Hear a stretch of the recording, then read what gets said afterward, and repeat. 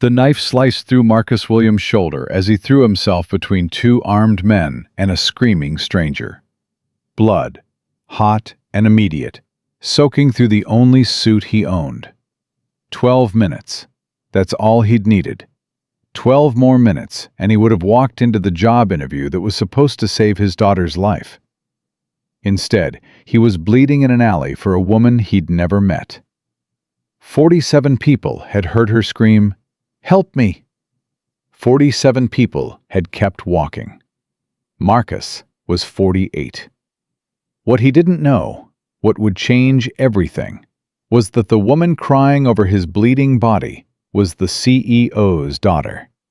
And sometimes, losing the thing you need most is the only way to find what you actually deserve. Drop a comment below telling me what city you're watching from. I love seeing how far these stories travel. And if this moves you, hit subscribe. It helps me bring more stories like this every week. Now let me tell you how Marcus Williams ended up bleeding in that alley, and why it was the best decision he ever made. "Help me! Please! Somebody help me!" The scream ripped through the afternoon like a gunshot. Marcus Williams stopped mid-stride. His body recognized that sound before his brain caught up. The raw, animal terror of someone fighting for their life. 3 blocks ahead, Phoenix Industries headquarters caught the afternoon sun. His interview was in 13 minutes. The interview that would pay for Destiny's medication. The interview that would get them out of their crumbling apartment. The interview he'd been preparing for, praying for, planning for, since the moment he'd gotten the call. "Please! Oh God, please!" To his right, an alley. 2 men in black dragging the woman between them.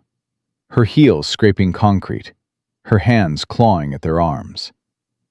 Marcus watched the street. A businessman glanced toward the screaming, then walked faster. A mother pulled her child closer and crossed to the other side. 2 teenagers kept their heads down and moved on. One by one, the witnesses made their calculation. "Not my problem. Too dangerous. Someone else will handle it. I've got places to be." The woman's screaming stopped. Not naturally, the abrupt cutoff of a hand clamped over her mouth. 13 minutes to the interview. Destiny's face flashed through his mind. 8 years old, big brown eyes. Teaching him to tie his tie this morning because Mommy used to do it. "You're my daddy, and you never give up." Marcus ran. He hit the first attacker from behind, shoulder driving into the man's spine. They crashed into garbage cans, metal screaming against concrete. The woman fell free, scrambling backward on her hands. The second man spun. Something glinted in his fist. "Mind your business, hero." "Let her go." "You deaf?" The knife came up, tactical, matte black, designed for hurting people. "Walk away. Last chance." Marcus had no weapon, no training, no plan beyond the blood pounding in his ears and his father's voice echoing from 20 years ago. Being a man ain't about what you can take. It's about what you're willing to give. "I'm not leaving without her." The man stopped smiling. "Your funeral." He came fast, faster than Marcus expected. The blade whistled past his ribs, close enough to slice his jacket. Marcus grabbed a wooden pallet leaning against the dumpster, swung it like a bat, felt it connect with the man's shoulder.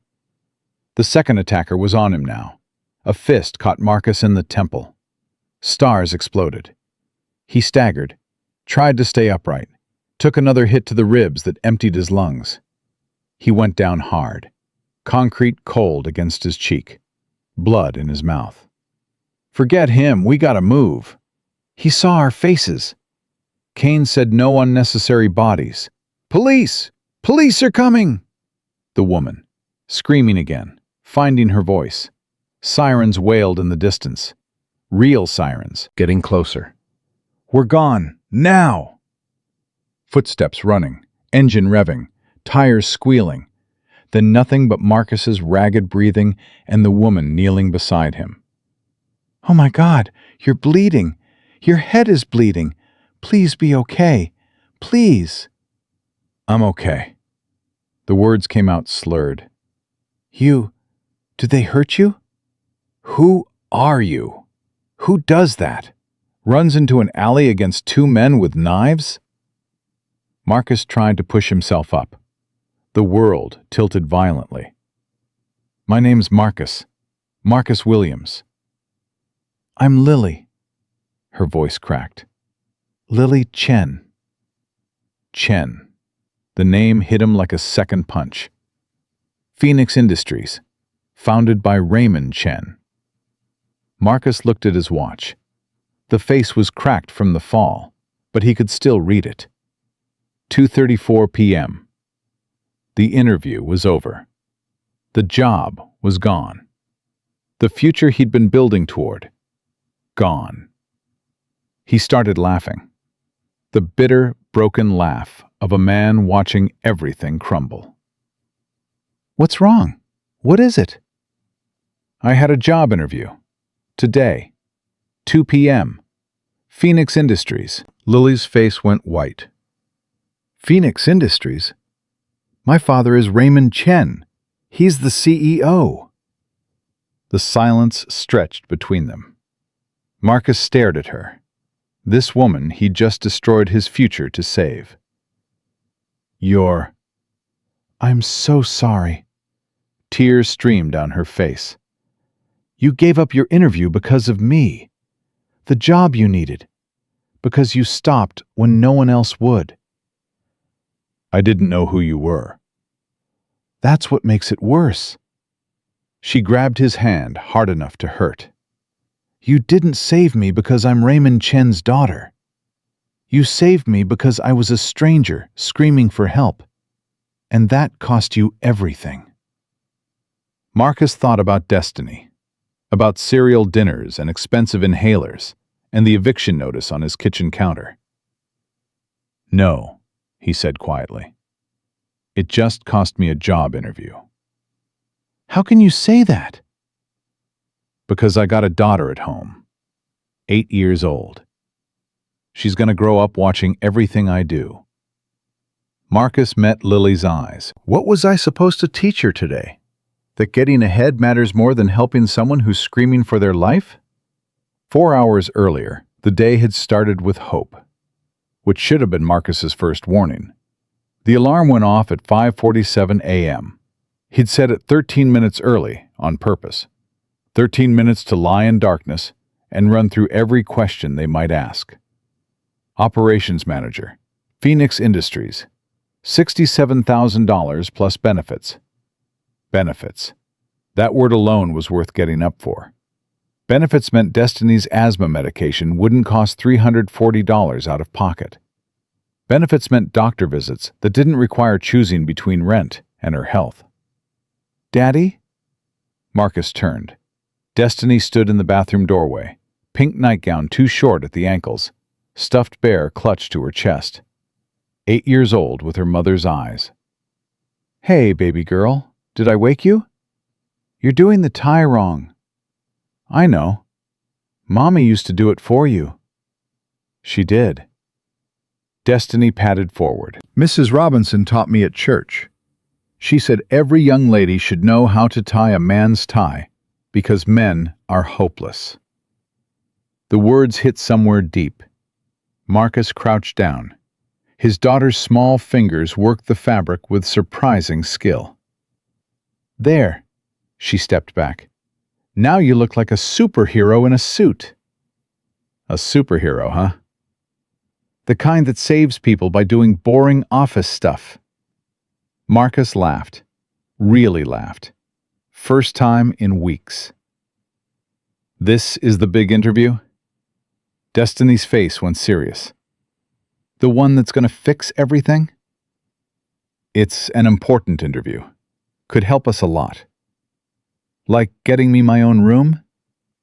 Maybe. And the inhaler that doesn't make me dizzy? That's the plan. And not eating cereal for dinner when the money runs out?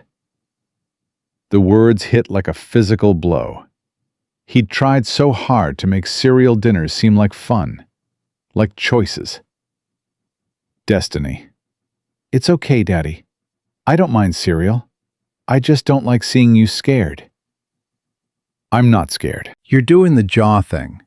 When you're scared, but hiding it. 8 years old. Reading him better than anyone. Okay, he admitted. A little scared. This job is really important. You won't mess it up. How do you know? Because you're my daddy. She said it like the most obvious thing in the world. You work the night shift, and then the day shift, and then you help me with homework, and you never complain, even when you fall asleep standing up. That happened once. 3 times. You're counting? Somebody has to. She wrapped her arms around his waist. You're going to get this job. I can feel it. Marcus held her tight, tried to absorb her impossible faith. Mrs. Robinson's picking you up from school. Might be late getting back. That's okay. You focus on your superhero mission. I love you, baby girl. Love you too, Daddy. She paused at the door. Oh, Mrs. Robinson said she's praying for you. She said God's got big plans for Marcus Williams. He just hasn't figured it out yet. The bus dropped him downtown with 20 minutes to spare. Phoenix Industries headquarters loomed ahead, glass and steel piercing the sky. The kind of building where people like Marcus came through the service entrance. Today, he was going through the front door. Just breathe. You faced worse. You held Keisha's hand while she died. You told Destiny Mommy wasn't coming home. You survived. 3 blocks to the interview. He made it 2. Why were those men after you? They were sitting in the alley now. Marcus's head had stopped spinning. The sirens had faded. Lily's hands were still shaking. My father made enemies. Her voice dropped. A man named Victor Kane. He went to prison because of my father. Fraud. Money laundering. He got out last month. And? He swore revenge. Not on my father directly. Lily's eyes were haunted. On me. On what my father loves most. Marcus felt cold settle in his stomach. They weren't robbing you. They were taking me. To hurt my father by hurting me. Her voice cracked. I escaped 2 days ago. I've been running ever since. My phone was taken. The police I called asked strange questions, like they already knew where I was going. So I ran again. Nobody helped you? I look homeless now. Scared, dirty. People cross the street to avoid me. Lily laughed bitterly. The invisible woman. Until someone finally saw me. Until Marcus. Until a man with nothing to gain and everything to lose decided a stranger's screams mattered more than his own future. We need to get you safe, Marcus said. Really safe. Where? I can't go home. Can't go to friends. I have nowhere. I know a place. My neighbor, Mrs. Robinson. 72 years old. Runs Bible study. Keeps a shotgun under her bed. Marcus pushed himself to his feet. No one's looking for Raymond Chen's daughter in her apartment. Lily stared at him. You just risked your life for me. Now you're offering shelter? Why? Marcus thought about how to answer. About Destiny. About Keisha. About his father's voice and everything it meant to be a man. Because you need help.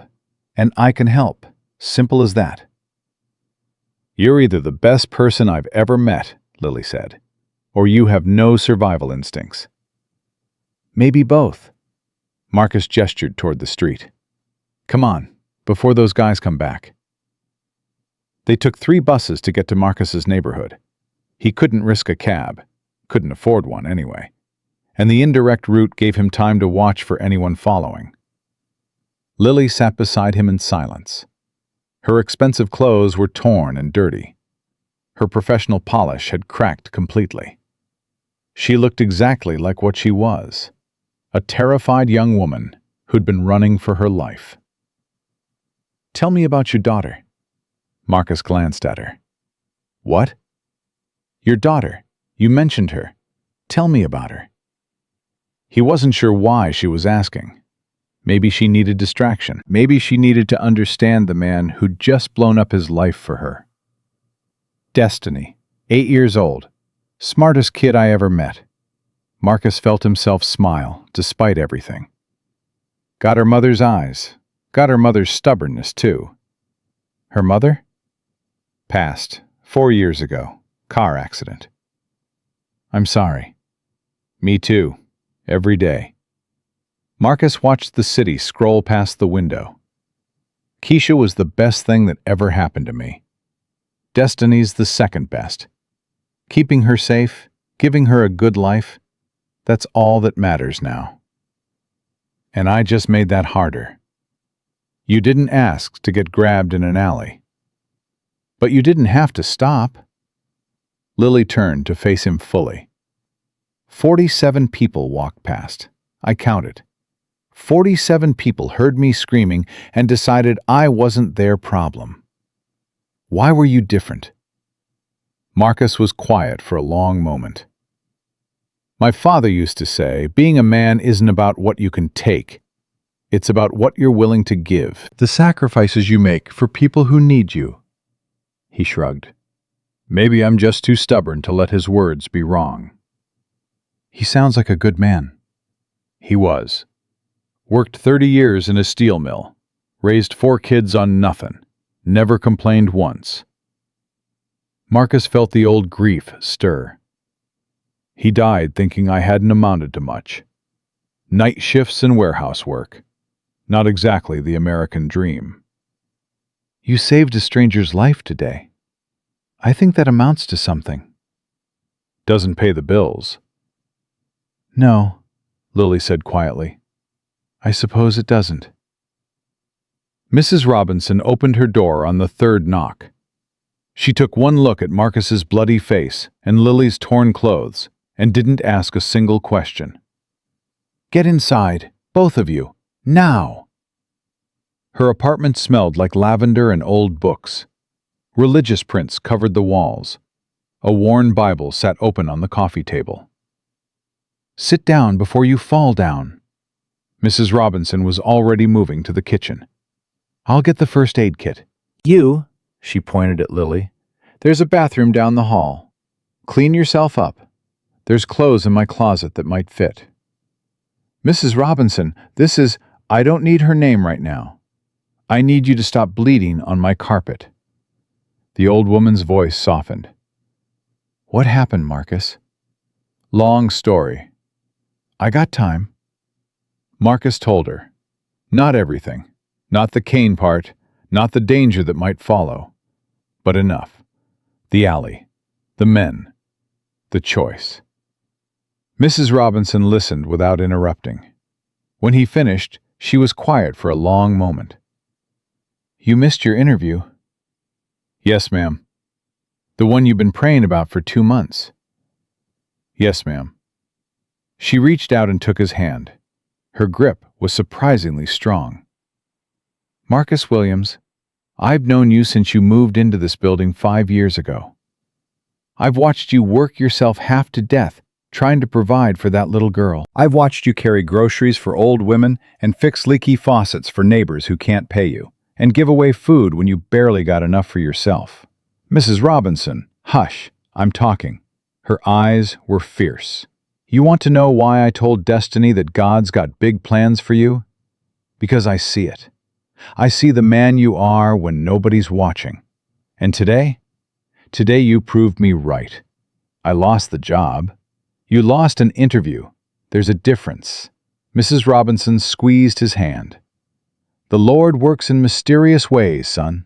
You can't see the whole picture yet. But I promise you, what you did today, it matters. It matters more than you know. Marcus wanted to believe her. wanted to believe that there was some cosmic accounting where good deeds paid dividends. But the eviction notice was still sitting on his kitchen counter. Destiny's medication still cost $340 a month. And tomorrow morning, he'd still be exactly where he started. Worse, actually. Now he was sheltering a wanted woman in his neighbor's apartment.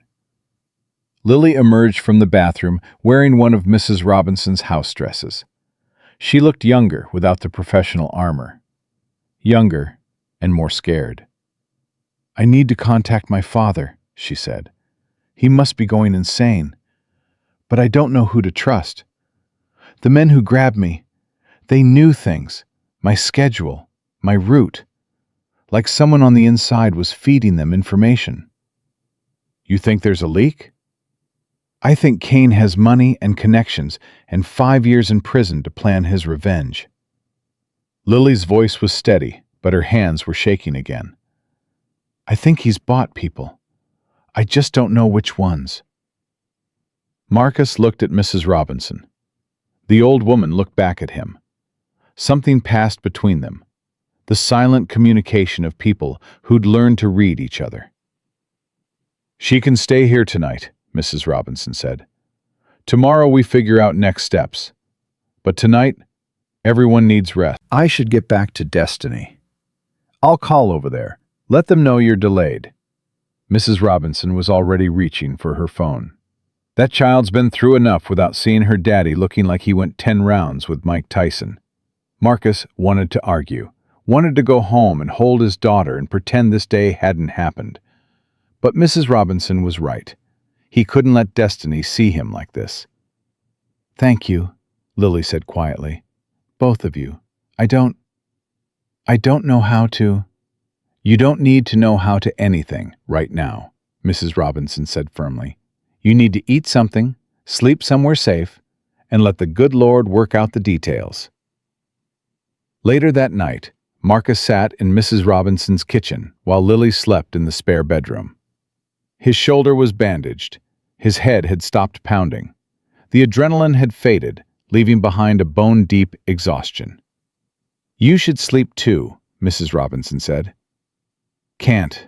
Too much in my head." "Want to tell me what's really going on with that girl?" Marcus hesitated. Then he told her everything. Kane, the kidnapping, the danger that might follow Lily to this building. Mrs. Robinson listened. When he finished, she got up and walked to her bedroom closet. She came back with a shotgun. "Remington 870. Belonged to my late husband." She checked the chamber with the ease of long practice. "Anyone comes through that door looking for trouble, they'll find it." "Mrs. Robinson, don't you Mrs. Robinson me. I survived 60 years of marriage, raised 3 children, and buried 2 husbands. You think I'm scared of some hired thugs?" She set the shotgun beside her chair. "That girl is under my roof now. That makes her my responsibility, too." Marcus didn't know what to say. This 72-year-old woman, ready to defend a stranger with a shotgun and a prayer. "Why?" he asked finally. "Why are you helping?" "Same reason you ran into that alley, I imagine." Mrs. Robinson smiled. "Because it's right. Because someone needed help. Because what's the point of living if you're not willing to risk something for someone else?" She reached across the table and patted his hand. "Get some sleep, Marcus. Tomorrow's going to be complicated. But the Lord didn't bring you this far to drop you now." Marcus didn't sleep. He sat in the dark and thought about choices. About the job he'd lost. About the woman sleeping down the hall. About his daughter, safe at the neighbor's but wondering where her daddy was. He thought about Keisha. What she'd say if she could see him now.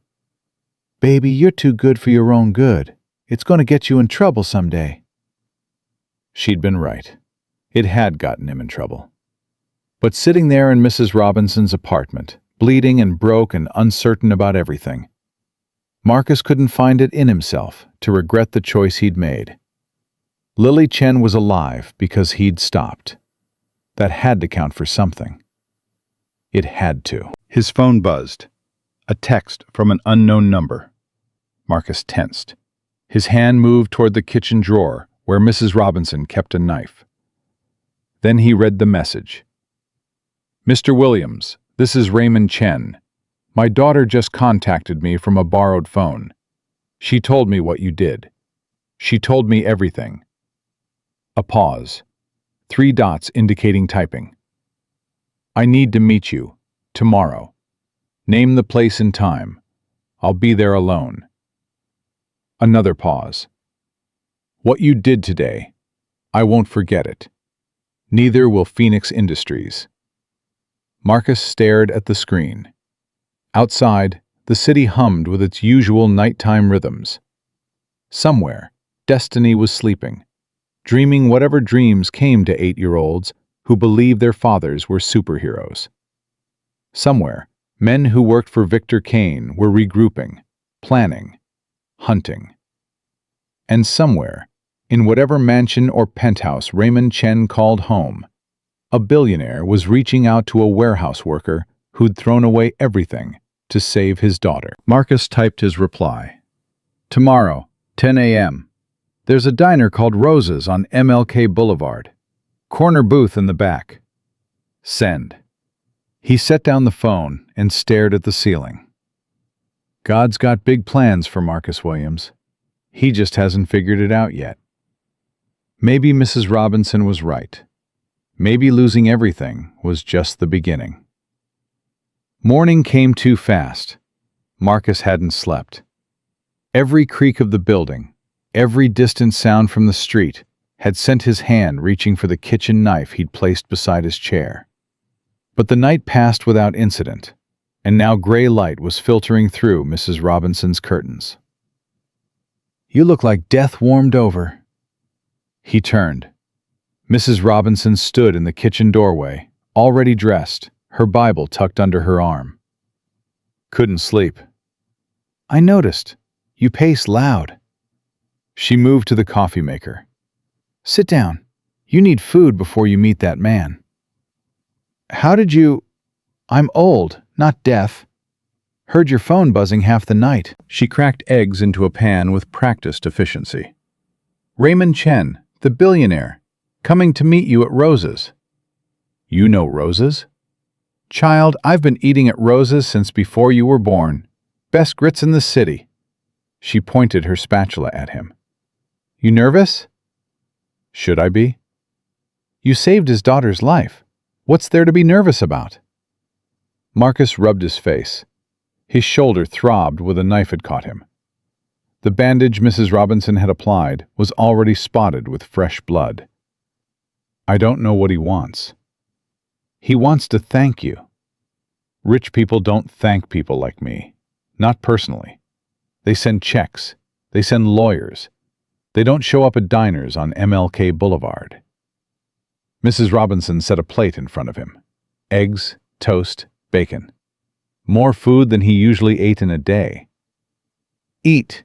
Whatever that man wants, you'll face it better on a full stomach. Marcus ate.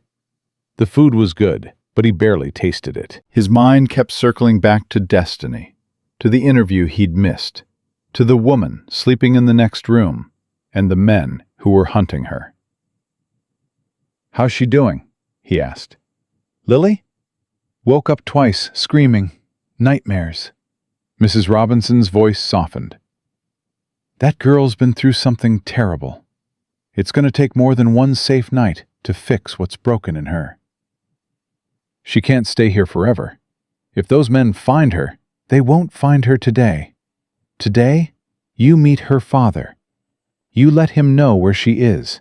You let him handle his business. Mrs. Robinson fixed him with a hard stare. And you remember something, Marcus Williams. What you did yesterday? That was grace. Pure grace. Don't let anyone make you feel small for it. The bedroom door opened. Lily emerged, still wearing Mrs. Robinson's house dress, her hair tangled from restless sleep. She looked younger in the morning light. Younger and more fragile. I heard voices. Her eyes found Marcus. You're meeting my father today? 10 o'clock, Rose's diner. I should come. No. Marcus's voice was firm. Those men are still looking for you. Until your father can guarantee your safety, you stay here. But... He's right, Mrs. Robinson handed Lily a cup of coffee. Sit down, child. Eat something. Let the men handle the meeting. Something flickered across Lily's face. Frustration, maybe. Or fear. But she sat down at the table and wrapped her hands around the warm cup. My father can be intense, she said quietly. He's not good at showing gratitude. It comes out wrong sometimes. Like he's buying you instead of thanking you. I'm not for sale. I know. Just... She looked up at him. Don't let him make you feel like what you did was a transaction. It wasn't.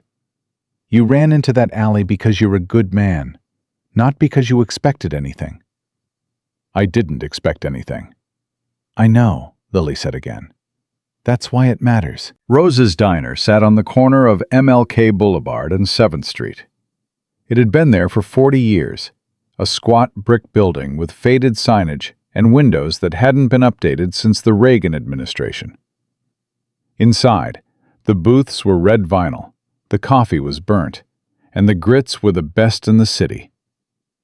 Marcus arrived at 9:45. He took the corner booth with his back to the wall, facing the door. His father had taught him that. Always see who's coming. Always have an exit. The diner was half empty. A few regulars at the counter. A young mother trying to feed a toddler in a high chair. An old man reading a newspaper like it was 1985.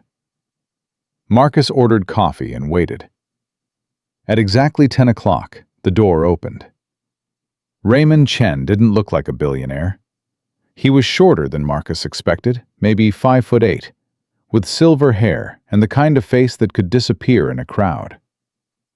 He wore a simple gray suit, no tie. His eyes scanned the diner with the sharp awareness of someone who'd learned to read rooms. Those eyes found Marcus. Something passed across Raymond's face. Recognition, assessment, something else Marcus couldn't name. He walked to the booth and sat down across from Marcus without asking permission. For a long moment, neither man spoke. You're younger than I expected, Raymond said finally. His voice was quiet, controlled. When Lily described you, I pictured someone older. Sorry to disappoint. You didn't disappoint. Raymond's eyes never left Marcus's face. You saved my daughter's life. There's no disappointment in that. The waitress appeared. Raymond ordered coffee without looking at the menu. When she left, the silence stretched again. Tell me what happened, Raymond said. From the beginning. Every detail. Marcus told him. The alley. The screams. The choice. The fight. The knife. All of it, laid out flat and simple, without embellishment or self-pity. Raymond listened without interrupting. His expression didn't change, but something shifted behind his eyes. When Marcus finished, Raymond was quiet for a long time. 47 people, he said finally. Sir? Lily told me. 47 people walked past while she screamed for help. 47 people decided she wasn't their problem. Raymond's voice was still controlled, but something dangerous lurked underneath. Do you understand what that means to me? What that tells me about the world I've built my empire in? It tells you people are scared, or selfish, or both. It tells me money can't buy what actually matters. Raymond leaned forward. I spent 30 years building Phoenix Industries, billions of dollars, thousands of employees, security systems protecting half the Fortune 500. And when my daughter needed help, none of it mattered. None of my resources, none of my connections, none of my power. He paused. A warehouse worker saved her. A man I'd never met, who had no reason to risk anything, who threw away a job interview to run into an alley with nothing but his fists. I didn't know who she was. That's precisely the point, Mr. Williams. Raymond's voice cracked slightly. You didn't save her because she was Raymond Chen's daughter. You saved her because she was a human being who needed help. That's rare. That's so goddamn rare that I don't even know how to process it. Marcus didn't know what to say. He wrapped his hands around his coffee cup and waited. The interview you missed, Raymond said. Operations manager position. Yes, sir. We filled it, yesterday afternoon. Gave it to some kid from Harvard with a perfect resume and no idea what the real world looks like. Raymond's mouth twisted. That's what we do. That's what companies like mine do. We hire credentials, not character. We look at degrees and experience, and we completely miss the things that actually matter. I'm not looking for charity. I know. Lily warned me you'd say that.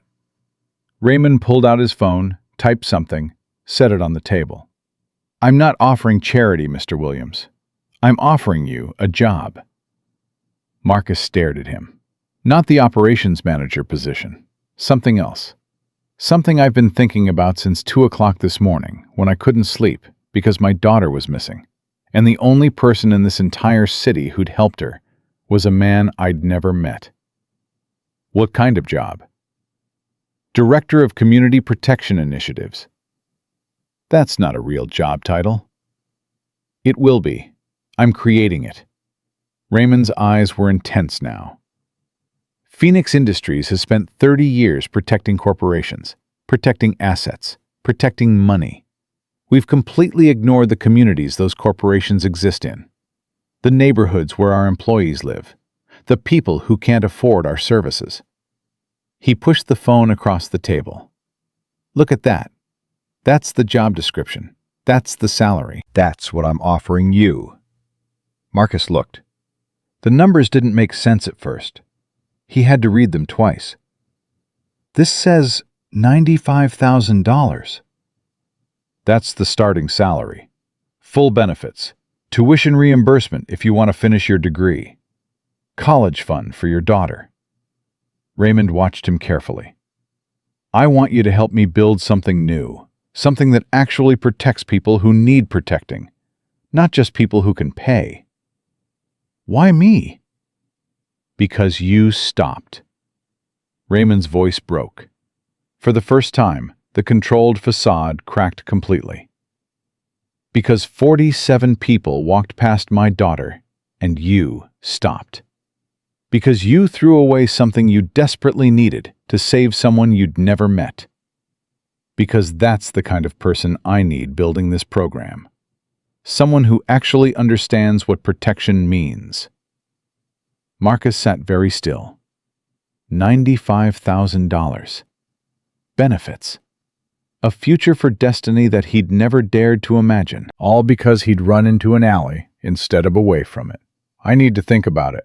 Raymond nodded slowly. I understand. Take whatever time you need. But, Marcus? He used the first name deliberately. I'm not trying to buy your conscience. I'm trying to hire your character. There's a difference. Is there? I hope so. I have to believe there is. Raymond stood. Lily is safe? For now. She's with someone I trust. I need to get her back. Kane's men won't stop looking. I know, but right now, she's safer where she is than anywhere you could put her. If Kane has people inside your organization, he does. Raymond's jaw tightened. I'm certain of it now. Someone fed him her schedule. Someone told him where she'd be. Then you need to find the leak before you bring her home. I'm working on it. Raymond reached into his jacket and pulled out a card. This has my direct number. Not the office, not the assistant.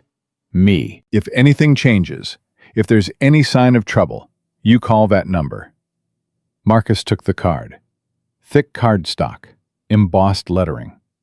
The kind of card he'd never been handed in his entire life. Thank you, Raymond said. I know those words aren't enough. Nothing I say or pay will ever be enough. But thank you, Marcus Williams, for being the person you are. He left without waiting for a response. Marcus sat in the booth for a long time, staring at the business card, trying to make sense of everything that had changed in the last 24 hours. The walk back to Mrs. Robinson's apartment took 30 minutes. Marcus used the time to think, to process, to try to see past the immediate chaos to what came next. $95,000. The number kept echoing in his head. More than he'd ever made in his life. More than his father had ever made. Enough to change everything for Destiny. Better schools, better neighborhood, better future. But accepting it meant accepting that what he'd done in that alley had a price tag. That his character could be quantified and compensated. That running toward a screaming stranger was just another transaction in a world full of transactions. It didn't feel right. But neither did saying no. Not when Destiny needed new clothes and medication and a childhood that didn't involve cereal dinners and eviction notices. He was still wrestling with it when he turned the corner onto his block and saw the black SUV. Same model as the one in the alley. Same tinted windows. Parked across the street from Mrs. Robinson's building. Marcus's blood went cold. He stopped walking. Forced himself to breathe normally. To not react. To think. If Kane's men had found Lily, they would have already moved. The SUV was watching, waiting. They didn't know for certain she was there. They were guessing, surveilling, hoping. Which meant Marcus had a choice to make. He could walk away, lead them somewhere else, buy time. Or he could go inside and warn everyone, knowing that Kane's men would see him enter and know their guess was right. Either way, the clock was ticking. Marcus pulled out his phone and texted Mrs. Robinson. Don't react. Black SUV outside. They're watching. Stay inside. Lock the door. I'm going to draw them away. The response came immediately. I see them. Guns loaded. You be careful, Marcus Williams. He pocketed the phone and kept walking. Not toward Mrs. Robinson's building, but past it. Casual. Unhurried. Just a man heading home from breakfast. In his peripheral vision, he saw the SUV door open. A man stepped out. Big. Professional. The same cold competence Marcus had seen in the alley. Mr. Williams. Marcus stopped. My employer wants to have a conversation. Your employer can make an appointment. This isn't a request. A second man emerged from the SUV. We know she's here. The Chen girl. Save yourself the trouble and tell us which apartment. I don't know what you're talking about. Right, the first man smiled. It wasn't friendly. Let me explain how this works. You're going to tell us where she is. You can do it voluntarily, or we can have a longer conversation in the back of that vehicle. Either way, we get what we want. Marcus calculated the odds. 2 men, both bigger than him, both almost certainly armed. No weapon of his own. No backup. No chance of winning the straight fight. But fighting wasn't the only option. You're making a mistake, Marcus said. We don't make mistakes. You made one yesterday, in that alley.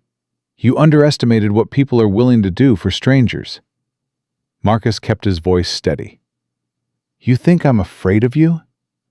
You think after everything I've survived, losing my wife, raising my daughter alone, working double shifts for years just to keep a roof over our heads, you think you scare me? The men exchanged glances. I've got nothing to lose, Marcus continued. Nothing you can take that matters. So here's what's going to happen.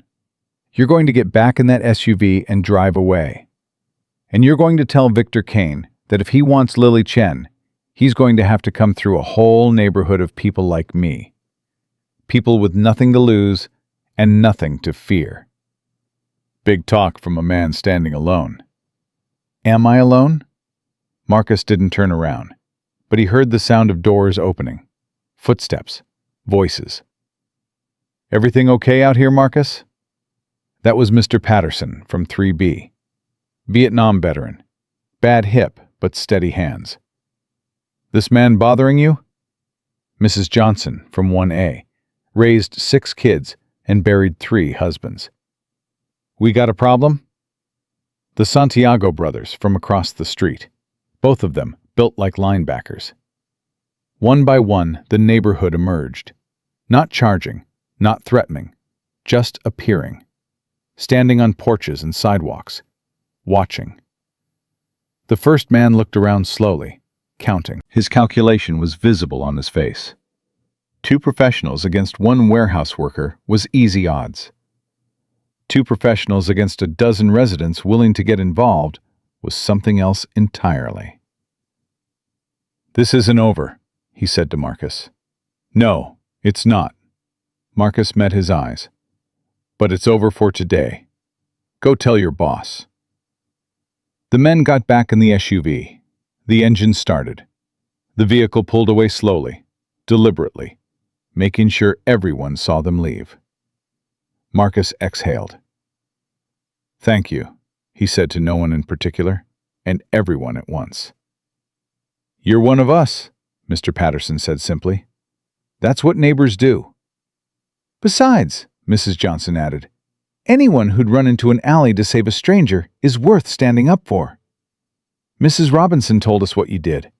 Whole building knows. Marcus felt something shift in his chest. Something he hadn't felt in years. Belonging. Community. The knowledge that he wasn't fighting alone. They'll be back, he said. Then we'll be here. Mr. Patterson cracked his knuckles. Some of us been waiting a long time for something worth fighting for. Inside Mrs. Robinson's apartment, Lily was pacing. Her face went white when Marcus told her what had happened. They found me. They found me that fast? They didn't find you. They guessed. They were fishing. But they know now. They know I'm here. They know you were here. You need to move. Marcus turned to Mrs. Robinson. Is there somewhere else? Someone else who can take her? My cousin Sarah, she lives in Greenville, 2 hours from here. Mrs. Robinson was already reaching for her phone. She'll take Lily in, no questions asked. I can't keep running forever. Lily's voice cracked. Kane's men will just keep coming. They'll keep hunting until they find me, or until your father finds the leak. Marcus gripped her shoulders. That's what this is about now. Buying time. Keeping you safe while Raymond figures out who betrayed you. And what about you? What about your daughter? If Kane's men know you helped me... Then they know. Marcus felt a strange calm settle over him. I made my choice in that alley. I'm not unmade it now. You've already lost your job interview because of me. You could lose everything. Lady. Marcus's voice was firm but gentle. I've already lost everything. My wife, my security, my future, or what I thought was my future. What I haven't lost is my daughter.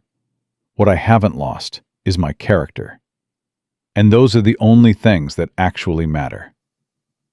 Lily stared at him. Tears welled in her eyes. Why? She whispered. Why do you keep helping me? I'm nothing to you. A stranger. Someone who got you into this mess. You're not nothing. Marcus thought about destiny, about Keisha, about his father and mother and everything they'd taught him about what it meant to be a man. You're a person who needed help. That makes you something. That makes you worth fighting for. The world doesn't work that way. Maybe not, but I do. The next 3 hours were a blur of activity. Mrs. Robinson's cousin agreed to take Lily. The Santiago brothers offered to drive her. They had a truck with tinted windows and new back roads the SUV wouldn't expect. Marcus called Raymond's direct number and explained the situation. The billionaire's voice went hard when he heard about Kane's men showing up. "I'll have a security team meet her in Greenville," Raymond said. "People I trust, not from Phoenix Industries. Outside contractors who don't know anything about internal politics." "She'll be safe?" "I'll make sure of it." Raymond paused. "And Marcus, the job offer still stands, whatever you decide." Marcus hung up without answering. The goodbye was harder than it should have been. Lily hugged Mrs. Robinson, thanked her for the shelter, promised to repay her somehow. Then she turned to Marcus. "I don't know how to thank you." "You already did. I mean, really thank you. For everything. For the alley. For staying. For protecting me when no one else would." Her voice shook. "I grew up with everything. Private schools, summer homes, a father who could buy anything I wanted. But I've never had anyone do what you did. No one's ever just helped, without wanting something in return." "Then you've been meeting the wrong people." Lily laughed, a wet, broken sound. "Maybe I have." She reached out and took his hand.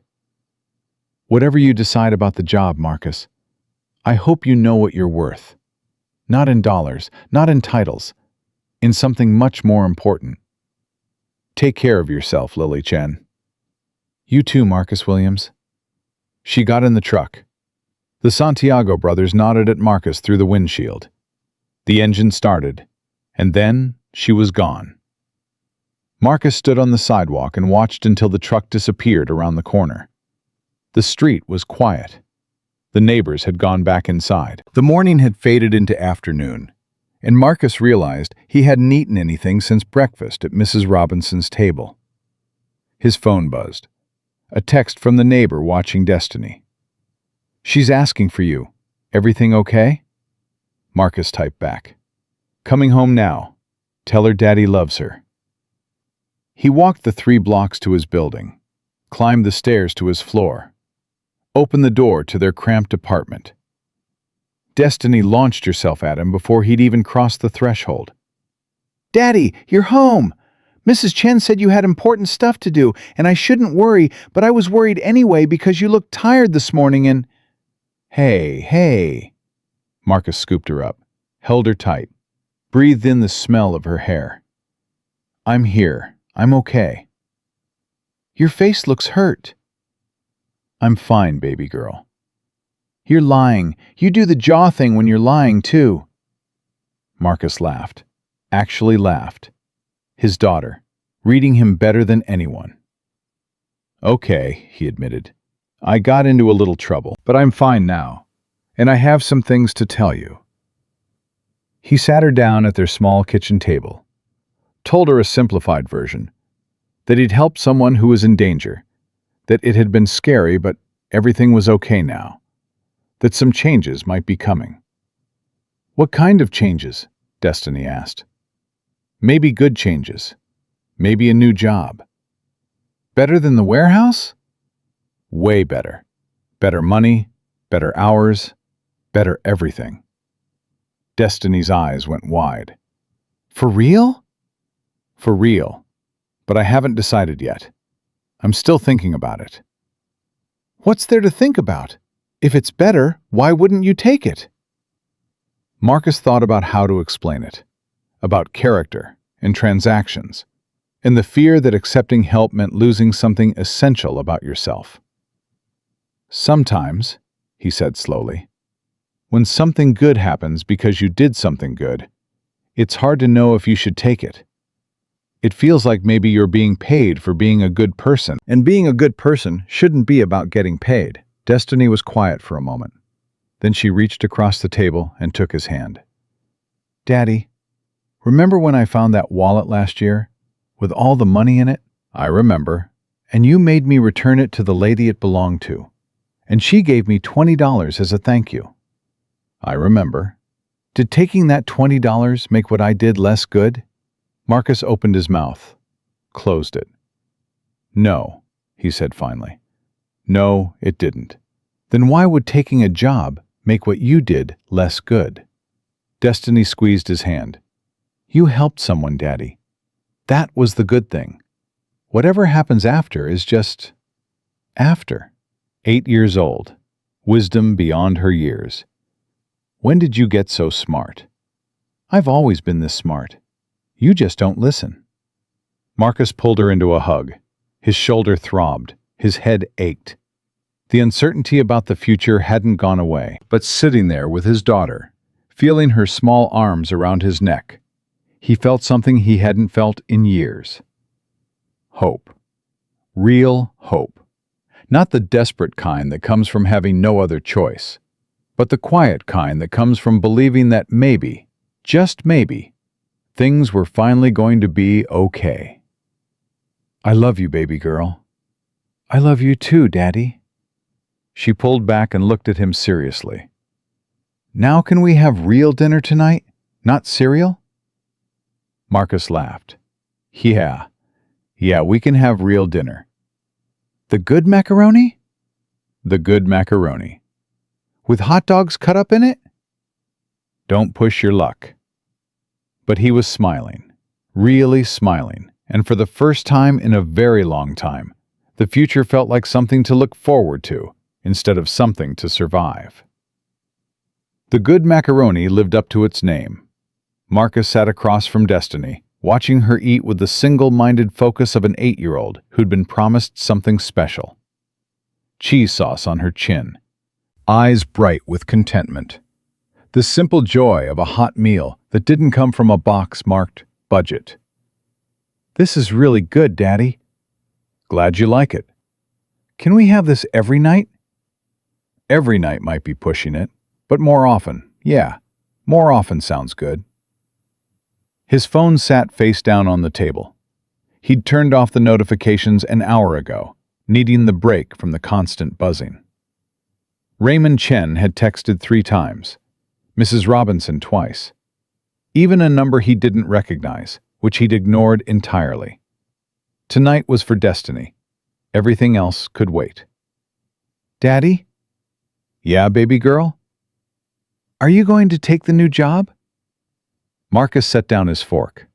He'd been avoiding the question, even in his own head. The offer felt too big, too sudden, too much like the universe playing a trick he didn't understand. I'm thinking about it. What's there to think about? You said it was better money. It is. And better hours. That too. Then why are you making your worry face? Marcus reached across and wiped the cheese from her chin. Because sometimes things that look too good to be true turn out to be exactly that. Too good, not true. Destiny considered this with the seriousness she brought to all important questions. But what if it's just good? What if it's not too anything? What if it's just the thing you've been waiting for? When did you become a philosopher? I don't know what that means. It means someone who thinks about big questions. Oh, Destiny grinned. Then I've always been one. You just don't pay attention. The knock came at 9:47 p.m. 3 sharp raps. Urgent.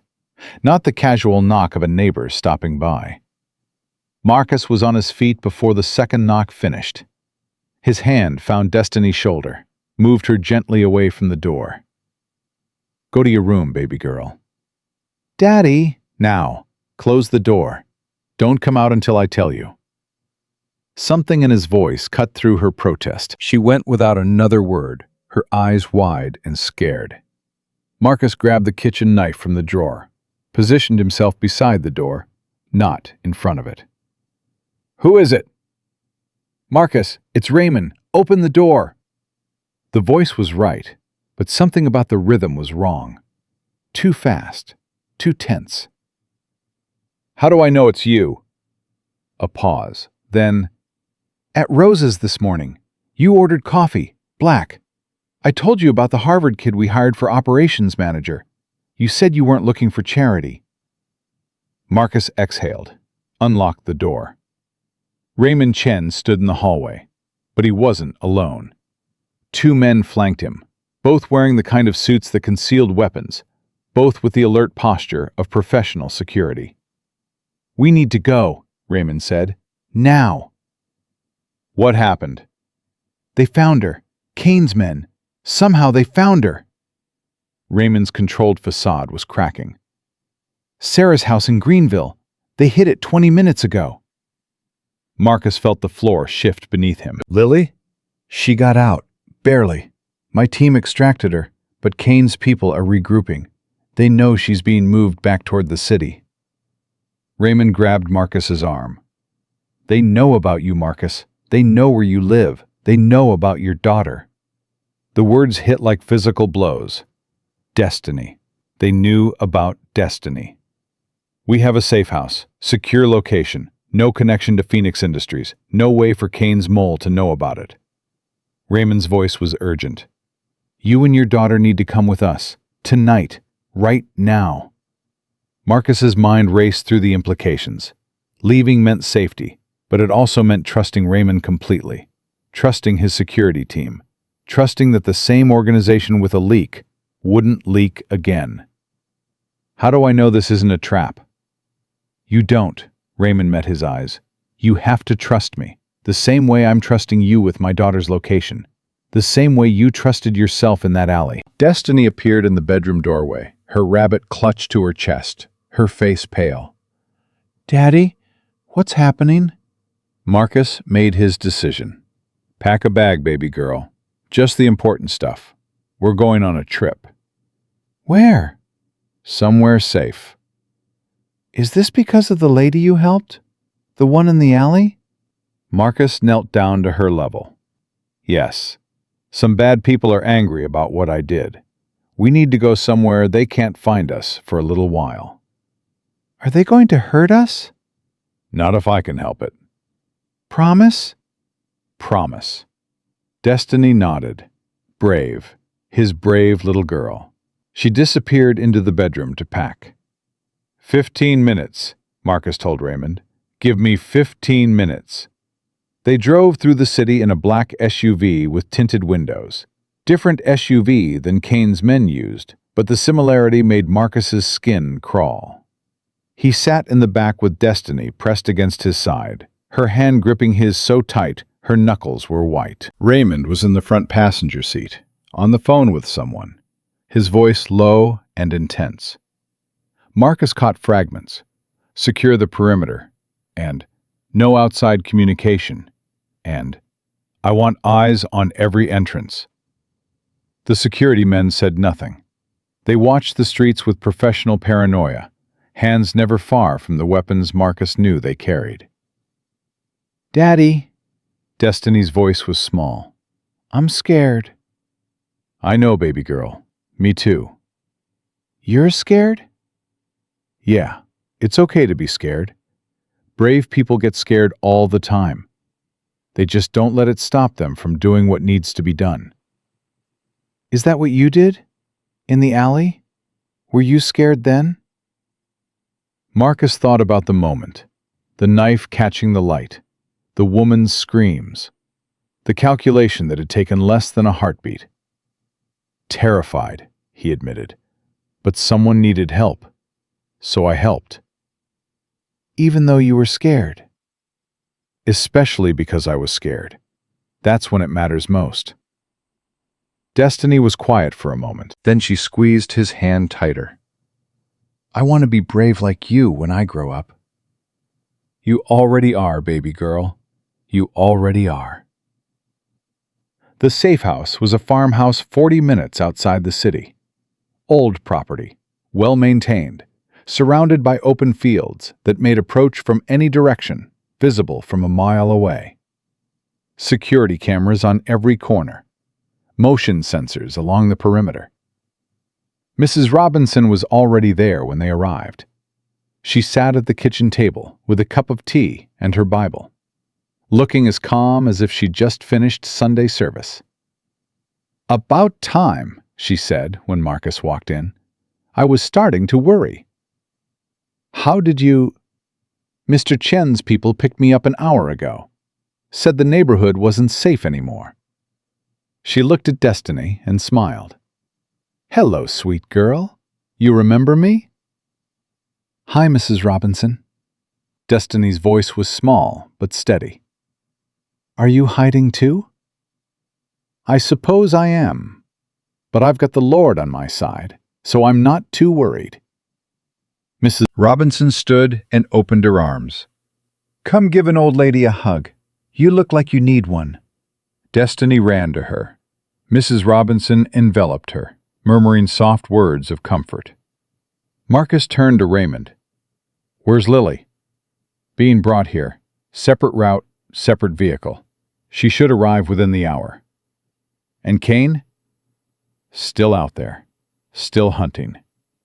Raymond's jaw tightened. "But we're closer to finding the leak. My security team has narrowed it down to 3 possible sources. By morning, we'll know who betrayed us." "And then?" "Then I destroy them." The words were cold, final. Marcus had no doubt Raymond meant them literally. "Get some rest," Raymond said. "Tomorrow's going to be long. My team has the perimeter secured. Nothing's getting through without us knowing."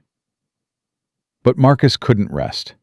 After Destiny was settled in one of the bedrooms, after Mrs. Robinson had retired with her Bible and her prayers, Marcus found himself standing at the window, watching the darkness beyond the security lights.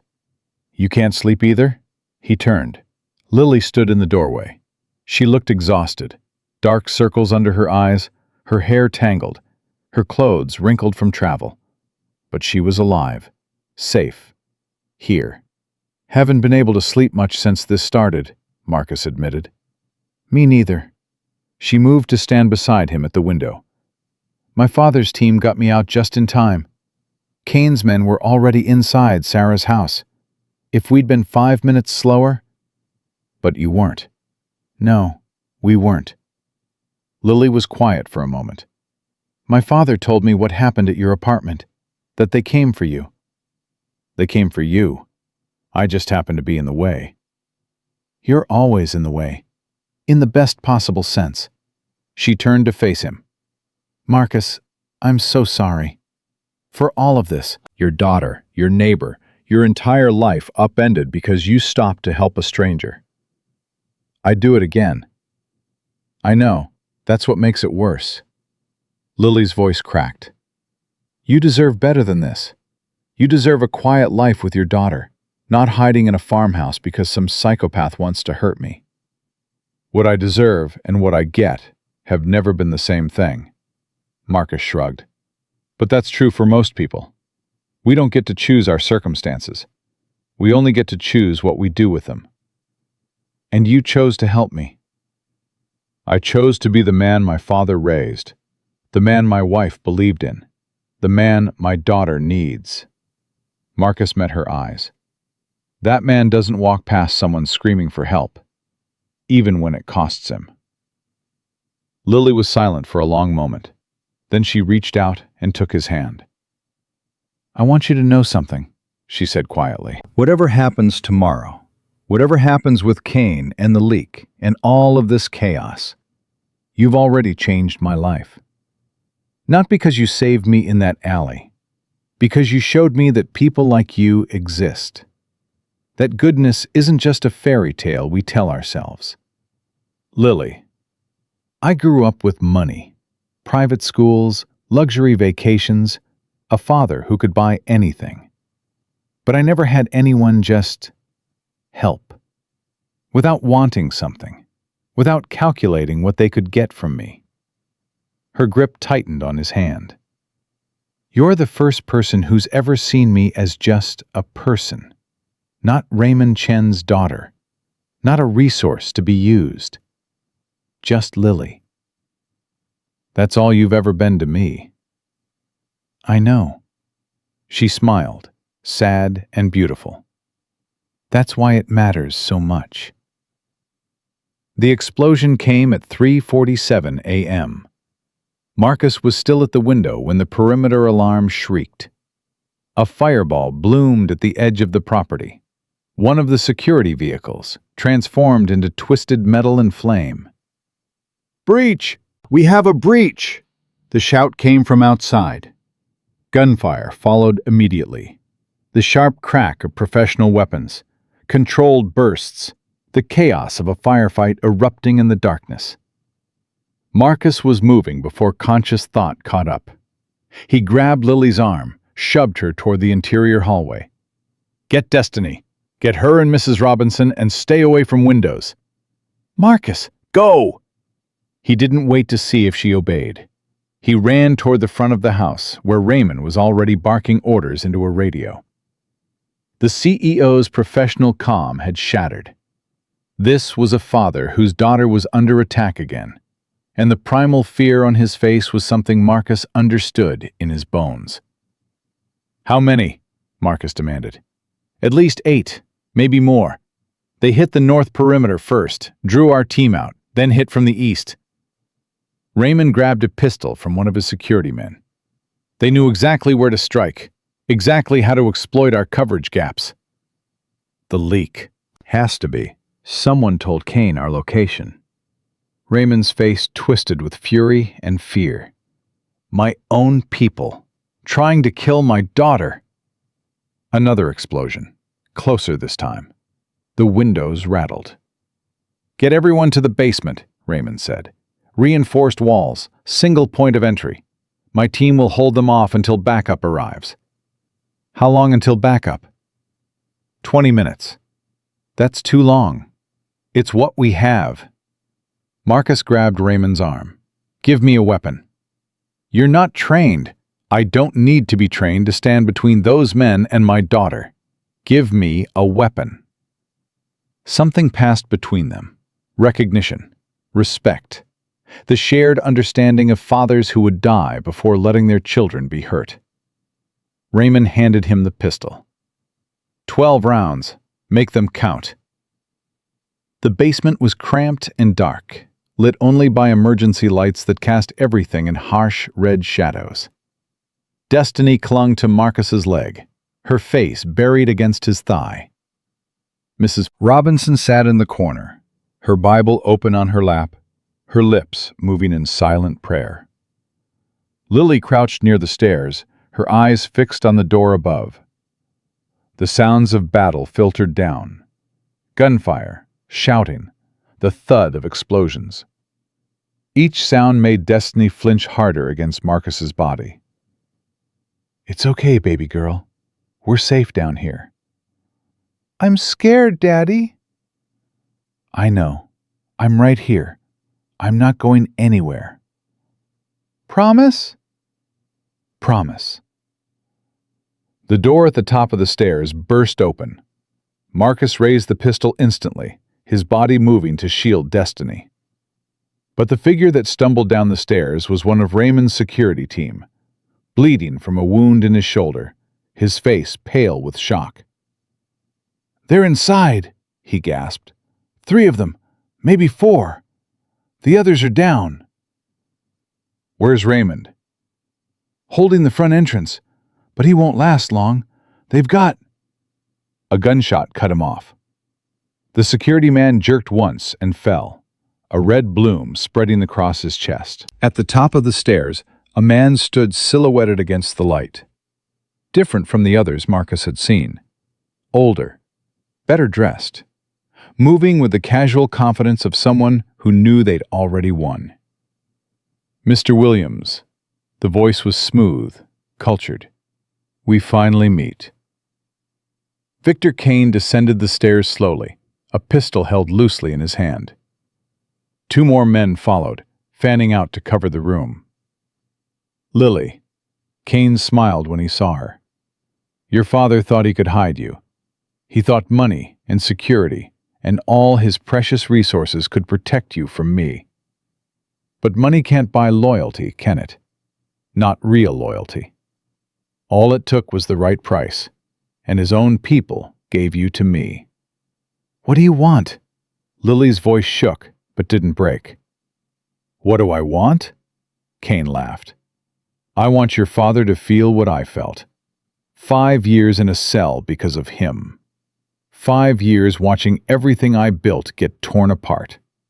5 years planning exactly how I would make him pay. Killing me won't hurt him. It'll destroy him. Exactly. Kane's smile widened. That's exactly the point. He raised the pistol toward Lily. Marcus moved. He didn't think, didn't calculate, didn't consider the odds or the consequences or the 12 rounds in his borrowed weapon. He just moved, throwing himself between Kane and Lily, his body becoming a shield, his pistol coming up even as Kane's did. They fired at the same time. Marcus felt the impact before he heard the shot. A hammer blow to his chest, just below the shoulder. The force spun him, dropped him to his knees. Blood, hot and immediate, soaking through his shirt. But his shot had connected too. Kane staggered backward, clutching his arm, the pistol clattering from his grip. "Daddy!" Destiny's scream cut through everything. Marcus tried to raise his weapon again, but his arm wouldn't cooperate. The world was tilting, going gray at the edges. He could see Kane's men moving, could see Lily grabbing something, the fallen security man's weapon. Could hear Mrs. Robinson's voice rising in what sounded like a war cry rather than a prayer. Then everything happened at once. Lily fired. Once. Twice. One of Kane's men went down.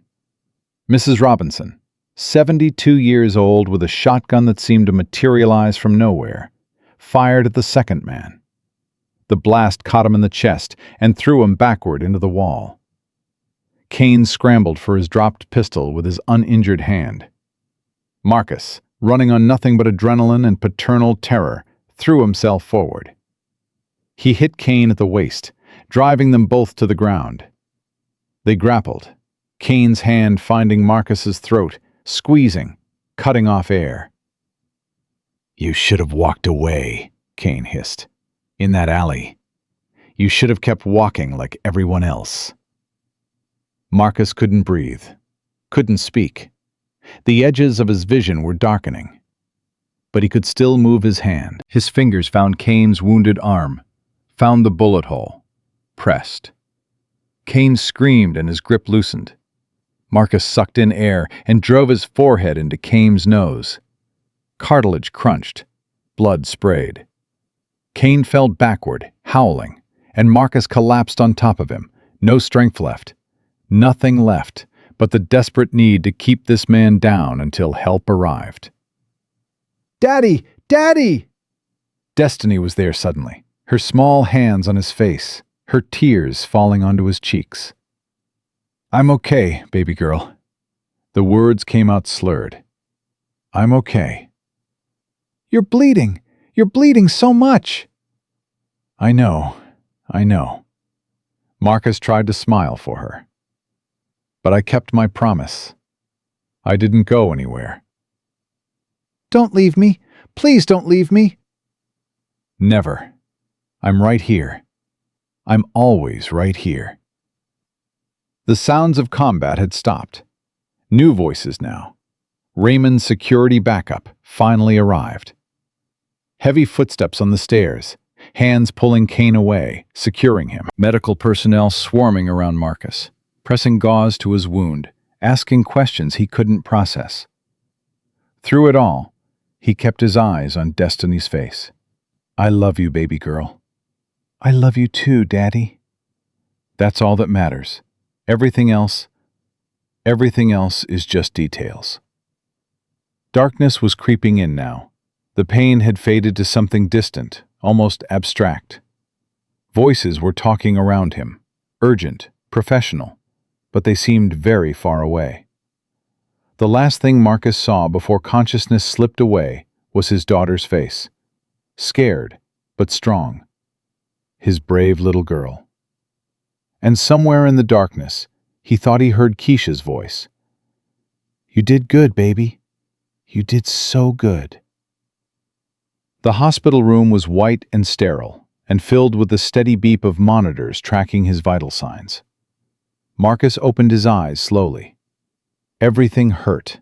A deep, throbbing ache centered in his chest that radiated outward with every breath. But he was alive. He was breathing. His heart was still beating. "Daddy?" Destiny's face appeared above him, tear-streaked, but smiling. The most beautiful thing he'd ever seen. "Hey, baby girl. You're awake. The doctor said you might not wake up for a long time, but I knew you would because you promised you wouldn't leave me." "I keep my promises." "I know." She climbed onto the bed, careful to avoid the tubes and wires, and curled against his uninjured side. "I was so scared, Daddy." "Me too." "But you saved everyone. Mrs. Robinson said you were a hero, like a real hero, not a boring office superhero."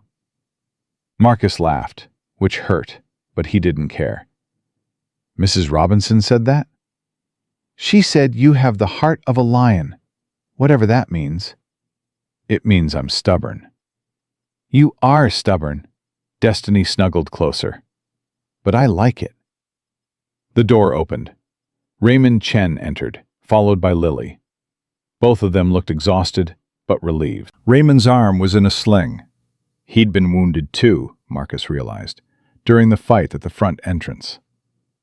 "You're awake." Raymond's voice was thick. "Thank God." "How long was I out?" 2 days. The bullet nicked an artery. You lost a lot of blood." Raymond moved to the bedside. "The doctors say you'll make a full recovery. But it was close, Marcus. Closer than any of us want to think about." "Kane?" "In custody, along with the 3 survivors from his team, and the leak has been identified and dealt with." Raymond's expression hardened. "My own head of security. Someone I trusted for 15 years. Kane offered him $2 million to betray everything. And he took it. He took it. But now he's facing charges that will put him away for the rest of his life. Small comfort, but it's something." Lily stepped forward. Her eyes were red-rimmed, but she was smiling. "You threw yourself in front of a bullet for me," she said. "Again." "Getting to be a habit, a bad one. You need to stop. Tell that to the psychopaths who keep trying to hurt you." Lily laughed, a wet, relieved sound. "I'll work on that." She reached out and took his hand. "My father wants to talk to you about the job offer. Whenever you're ready. But Marcus, whatever you decide, I want you to know something. You've already given me more than any job could ever repay. You gave me hope. You showed me that there are still good people in this world who do the right thing simply because it's right. That's not worth a salary. No, it's worth much more." Mrs. Robinson appeared in the doorway, her Bible tucked under her arm, as always. "All right, everybody out. This man needs rest, not a parade of visitors." "Mrs. Robinson," Raymond started. "Don't you Mrs. Robinson me, billionaire or not. I helped save your daughter's life with my late husband's shotgun, so I think I've earned the right to give orders." She fixed him with a stern look that made the powerful CEO actually step back. "This man has a little girl who needs her father healthy. Everything else can wait." Raymond opened his mouth, then closed it. He nodded. "We'll talk tomorrow, Marcus. Rest. Heal." He paused at the door. "And thank you. I'll spend the rest of my life trying to repay what you've done for my family." After they left, it was just Marcus, Destiny, and Mrs. Robinson. "That was dramatic," Marcus said. "Had to be. Rich people don't listen unless you're dramatic." Mrs. Robinson settled into the chair beside his bed. "How are you really feeling?" "Like I got shot." "You did get shot. Twice, technically. The second one grazed your arm. Must have missed that one. You were busy being a hero." Mrs. Robinson's voice softened. "I'm proud of you, Marcus Williams. Your parents would be proud too." "And Keisha?" She trailed off, her eyes glistening. "That woman chose well when she chose you." Marcus felt his throat tighten. "I was just doing what needed to be done." "That's exactly what makes it heroic. You didn't think about yourself. You didn't calculate the odds. You just protected the people who needed protecting." Mrs. Robinson reached over and patted his hand. That's the measure of a man, son. Not his wallet, not his title. His willingness to sacrifice for others. The same words his father had used. The same truth he'd tried to live by his entire life. Daddy? Destiny's voice was sleepy. Are we going to be okay now? Marcus looked down at his daughter, curled against him like she used to do when she was tiny. He thought about the job offer waiting for him, about the future that had seemed impossible just days ago, about everything that had changed since he'd run into an alley instead of away from it. Yeah, baby girl, we're going to be okay. Promise? Promise. And for the first time in 4 years, Marcus actually believed it. Recovery was slower than Marcus wanted, and faster than the doctors expected. 3 weeks after the shooting, he was discharged from the hospital with a list of restrictions, a bag of medications, and strict orders to take it easy for at least another month. The bullet had done significant damage: torn muscle, nicked artery, bone fragments that required surgical removal. But Marcus Williams had survived worse things than bullets. He'd survived losing Keisha. He'd survived 4 years of grinding poverty. He'd survived the daily choice between hope and despair. A gunshot wound was just another obstacle. You're pushing too hard. Mrs. Robinson stood in the doorway of Marcus's apartment, watching him attempt to lift a box of Destiny's books. The doctor said no heavy lifting for 6 weeks. It's books. How heavy can books be? Heavy enough to tear your stitches and land you back in that hospital bed. She crossed the room and took the box from his hands. Sit down before I make you sit down. Marcus sat, not because he was tired, though he was, but because arguing with Mrs. Robinson was a losing proposition. Where's Destiny? Downstairs with the Santiago brothers. They're teaching her how to play dominoes. Mrs. Robinson set the box down and fixed Marcus with a look. That child has been through more in the last month than most people face in a lifetime. She's handling it better than you are. She's stronger than me. She learned it from you. Mrs. Robinson settled into the chair across from him. Now, are we going to talk about the elephant in the room? Or are you going to keep pretending it doesn't exist? What elephant? The job offer. The one Raymond Chen has been asking about every single day for 3 weeks. Marcus looked away. The offer letter sat on his kitchen table, unopened since Raymond had delivered it personally to the hospital. $95,000. Full benefits. Director of Community Protection Initiatives. Everything he'd ever dreamed of and more. And he still couldn't bring himself to accept it. I don't know if I can take it. Why not? Because it feels wrong. Like I'm being paid for something that shouldn't have a price. Mrs. Robinson was quiet for a long moment. Then she leaned forward, her eyes sharp with the wisdom of 7 decades. Marcus Williams, I'm going to tell you something, and I want you to listen carefully.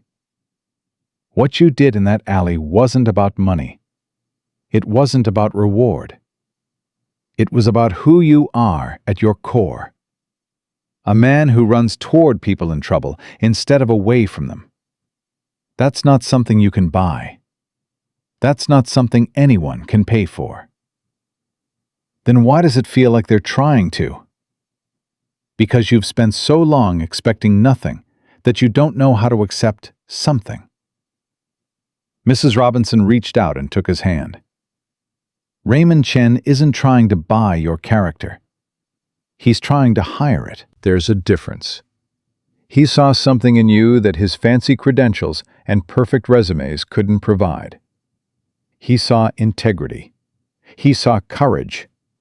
He saw a man who does the right thing, even when it costs him everything.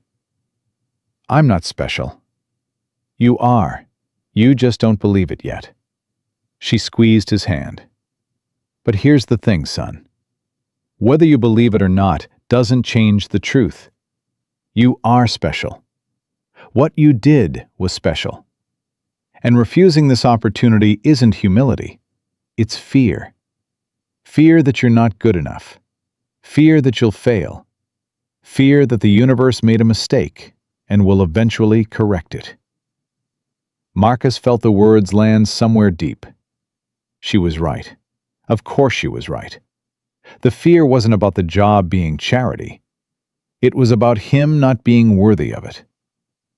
What if I can't do it? What if I get in there and prove that I'm exactly what everyone expects? Just some warehouse worker who got lucky. Then you'll learn. You'll grow. You'll figure it out the same way you figured out everything else in your life. Mrs. Robinson smiled. Marcus, you raised a daughter alone for 4 years. You worked double shifts and still helped neighbors carry groceries. You ran into an alley against armed men with nothing but your fists. You think corporate protocols are going to defeat you? When you put it that way. I put it that way because it's true. You're capable of far more than you give yourself credit for. She stood and moved toward the door. Now, Raymond Chen is downstairs waiting to talk to you. He's been patient for 3 weeks, but that man is about to wear a hole in my carpet with his pacing. Are you going to see him, or should I tell him to come back tomorrow? Marcus looked at the unopened offer letter, at the future it represented, at everything he could become if he just found the courage to reach for it. Send him up. Raymond Chen looked different outside the crisis. The billionaire CEO, who'd been cold and controlled at their first meeting, who'd been terrified and desperate during the attack, now seemed almost uncertain. He sat across from Marcus at the small kitchen table, his expensive suit out of place in the cramped apartment. You wanted to talk, Marcus said. I wanted to apologize. For what? For everything. For the danger I brought into your life. For the attack on the farmhouse. For the fact that you're sitting here with a bullet wound because you made the mistake of helping my daughter. I didn't make a mistake. I know. That's what makes it worse. Raymond's hands were clasped on the table, his knuckles white. You did everything right, Marcus. Everything. You helped a stranger, protected her, stood up against impossible odds, and you nearly died for it. That's not how the world is supposed to work. How is the world supposed to work? I don't know anymore. Raymond laughed bitterly. I spent 30 years believing that success came from hard work and smart decisions. That if you built the right systems, hired the right people, accumulated enough resources, you could protect yourself and your family from anything. And then my daughter was screaming for help on a public street, and 47 people walked past. Including the kind of people your systems would have hired. Exactly. Credentials, degrees, perfect resumes. None of it mattered. The only person who stopped was a man with an associate's degree and a patchwork work history. A man my traditional hiring process would have filtered out in the first round. Raymond met Marcus's eyes. You want to know why I created this position? Why I'm offering you $95,000 to build something that doesn't even exist yet? It's not because I feel guilty. It's not because I'm trying to pay you back for saving Lily. It's because you showed me that everything I thought I knew about human capital was wrong. Human capital? Corporate term. Means people, essentially. The value people bring to an organization. Raymond's voice took on an edge. Phoenix Industries has spent 30 years optimizing for credentials, for experience, for measurable skills that look good on paper.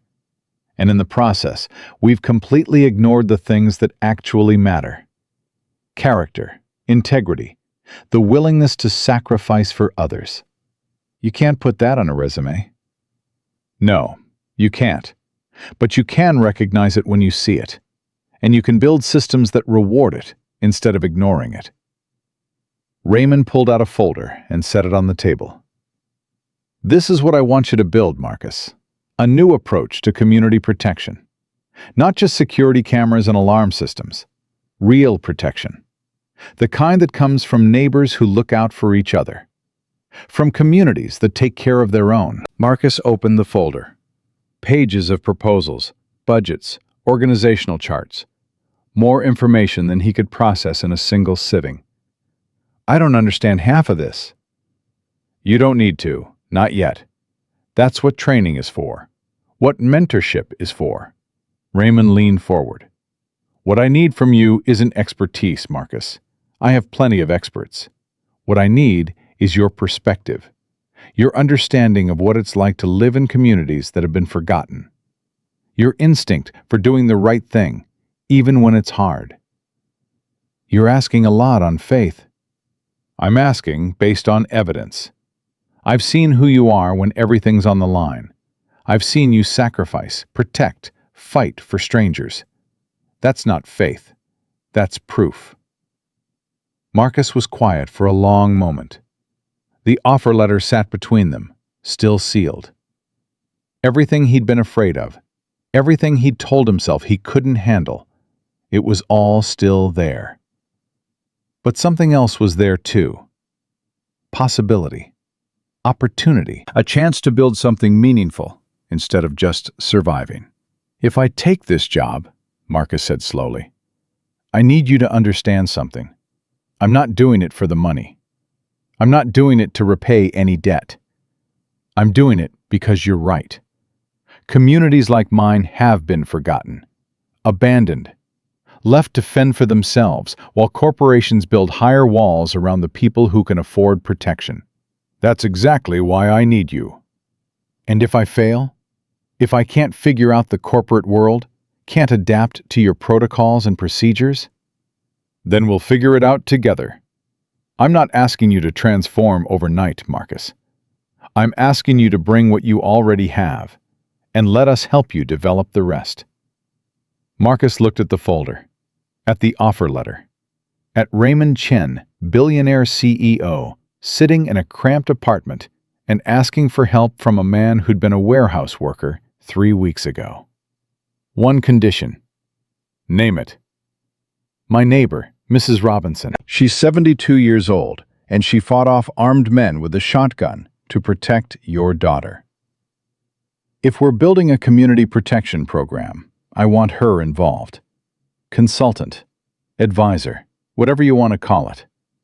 But her voice matters. Raymond smiled.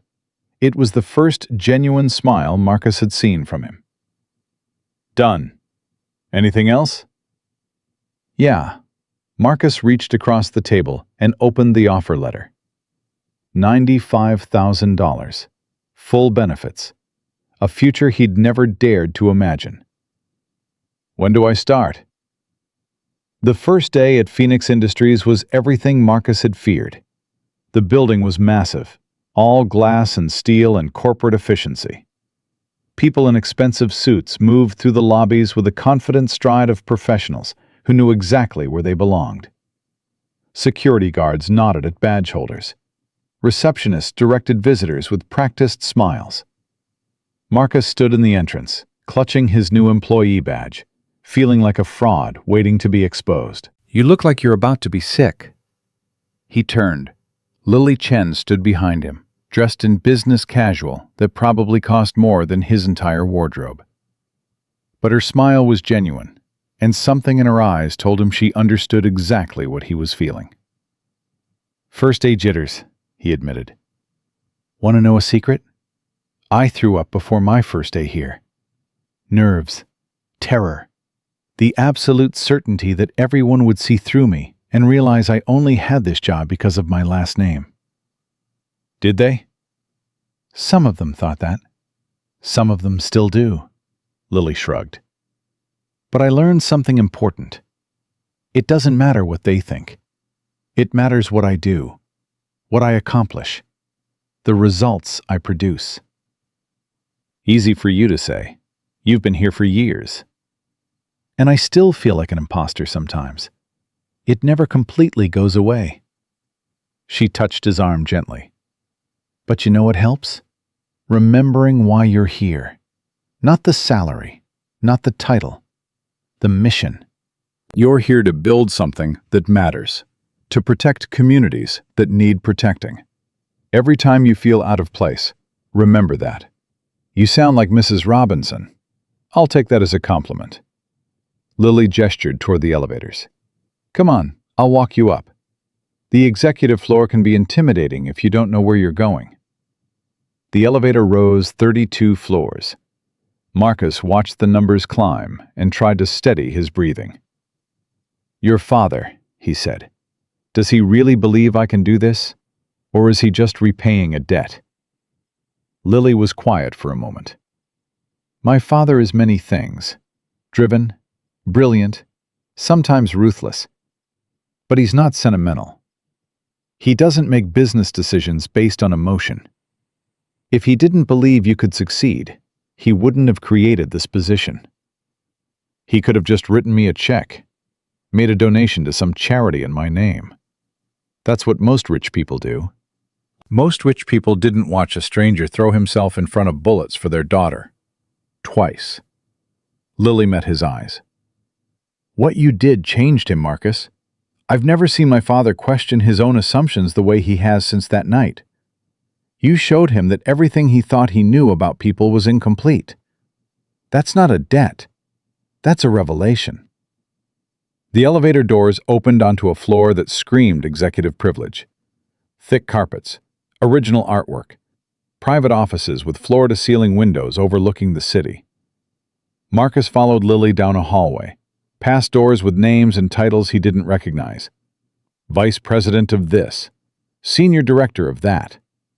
A hierarchy of success he'd never imagined being part of. They stopped in front of an office.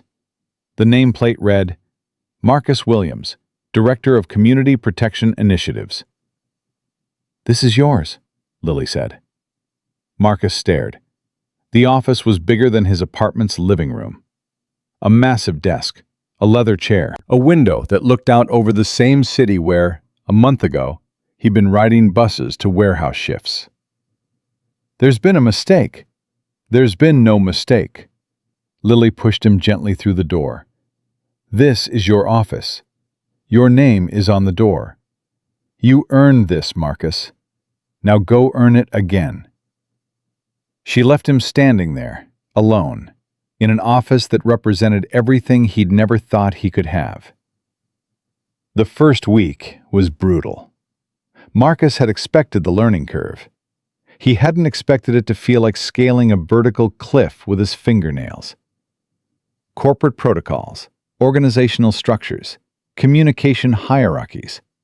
It was a foreign language that everyone else spoke fluently, while he stumbled over basic vocabulary. Patricia Wong, his assigned mentor, was relentless. A tiny woman in her 50s, with sharp eyes and no patience for excuses. She'd been with Phoenix Industries for 20 years and knew every system inside and out. Wrong, she said for the 7th time that morning. You can't submit a budget proposal without department head approval first. But Raymond said I have authority to develop the program, not authority to bypass approval chains. There's a difference. It's just paperwork. It's process. Process exists for reasons. Learn the reasons, then follow the process. Patricia fixed him with a stare that would have intimidated men twice Marcus's size. You want to build something meaningful here? You need buy-in from people who've been doing this for decades. You won't get buy-in by ignoring their procedures. I'm just trying to help communities that I know what you're trying to do. Everyone knows. Your story is all over the company. The man who saved Raymond Chen's daughter. The man who got shot protecting her. The warehouse worker who became a director overnight. Patricia's voice softened slightly. You have good intentions, Marcus. But good intentions without proper execution just create expensive failures. Learn the system first. Change it later. Marcus swallowed his frustration. Yes, ma'am. Don't ma'am me. I'm not your grandmother. But there was a hint of approval in her eyes. You're doing better than most people in your position would. Just keep pushing. It gets easier. When? when you stop fighting the process and start understanding it. The evenings were harder than the days. Marcus came home exhausted, his brain stuffed with information he could barely process.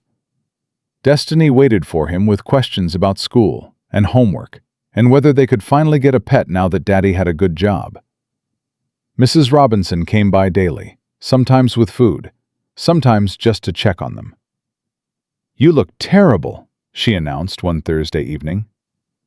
"Thank you." "I mean it. You're not sleeping enough. You're not eating enough. And that wound isn't fully healed yet." She set a casserole dish on his counter. "Sit down, eat, and tell me how it's really going." Marcus sat. The casserole was chicken and rice, his favorite, made exactly the way Keisha used to make it. The first bite almost broke him. "It's hard," he admitted. "Harder than I expected. Everyone there speaks a different language. They've all been doing this for years, and I'm just pretending I belong." "Are you pretending, or are you learning?" "Both." Mrs. Robinson nodded like that was the answer she expected. "When I started nursing, back in 1975, I was the only black woman on my floor. The doctors ignored me. The other nurses watched me like they were waiting for me to fail.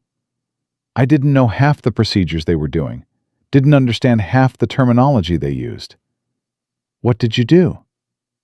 "I learned. I watched. I asked questions when I could, and figured things out on my own when I couldn't. Took me 2 years before I felt like I belonged. 5 years before the doctor started trusting my judgment. 10 years before anyone asked my opinion without me forcing it on them. I don't have 10 years. You have as long as you need.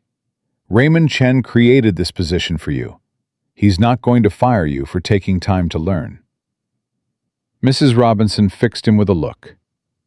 "The question isn't whether you can do this, Marcus. The question is whether you're willing to do the hard work of becoming the person who can." "I don't know who that person is yet." "Neither did I. Neither does anyone until they've done the work."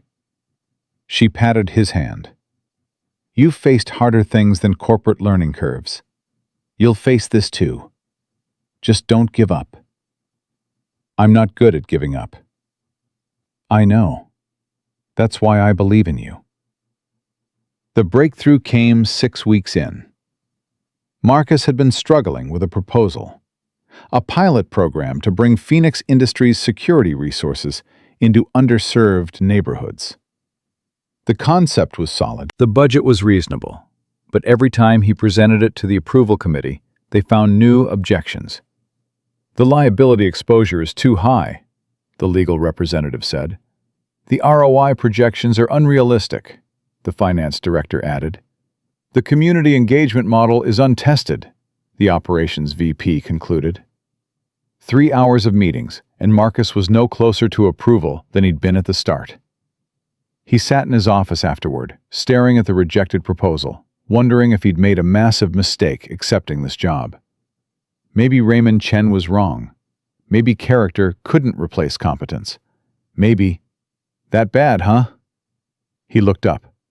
Lily stood in his doorway, holding 2 cups of coffee. "Is it that obvious?" "You're doing the jaw thing, the one you do when you're scared but trying to hide it." She handed him a cup. "Destiny told me about it." "You talked to Destiny?" "She called to check on you, said you'd been coming home sad lately, and she wanted to make sure someone here was looking out for you." Lily smiled. "She's an incredible kid. She gets it from her mother." "I think she gets it from both parents." Lily sat in the chair across from his desk. "Tell me about the proposal." Marcus told her. The community protection pilot. The objections. The feeling that he was pushing against a wall that would never move. Lily listened without interrupting. When he finished, she was quiet for a long moment. "You're approaching this wrong," she said finally. "I'm doing everything Patricia taught me, following the process, building consensus, documenting. The process is fine. Your framing is the problem. Lily leaned forward. You're presenting this as charity, as Phoenix Industries doing a good deed for communities that can't afford our services. That's why legal sees liability and finance sees cost without return. It is a good deed. That's the whole point. Then you'll never get it approved. Corporate committees don't fund good deeds. They fund investments.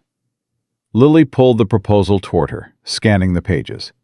What if you reframed this? Instead of security services for underserved communities, what about a community resilience pilot that creates a new market segment? I don't understand.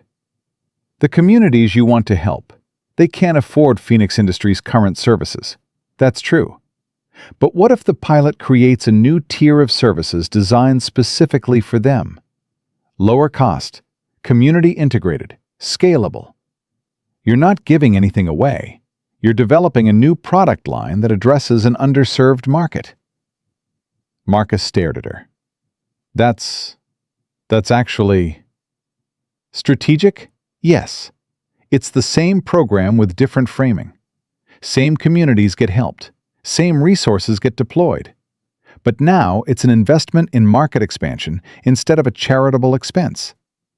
You're saying I need to speak their language. I'm saying you need to translate your language into theirs. Your goal is community protection. Their goal is sustainable business models. Find the overlap. That's where your program lives. Marcus looked at the proposal with new eyes. Everything Lily said made sense. Not because his original concept was wrong, but because he'd been trying to force it through a system that operated on different assumptions. Will you help me rewrite it?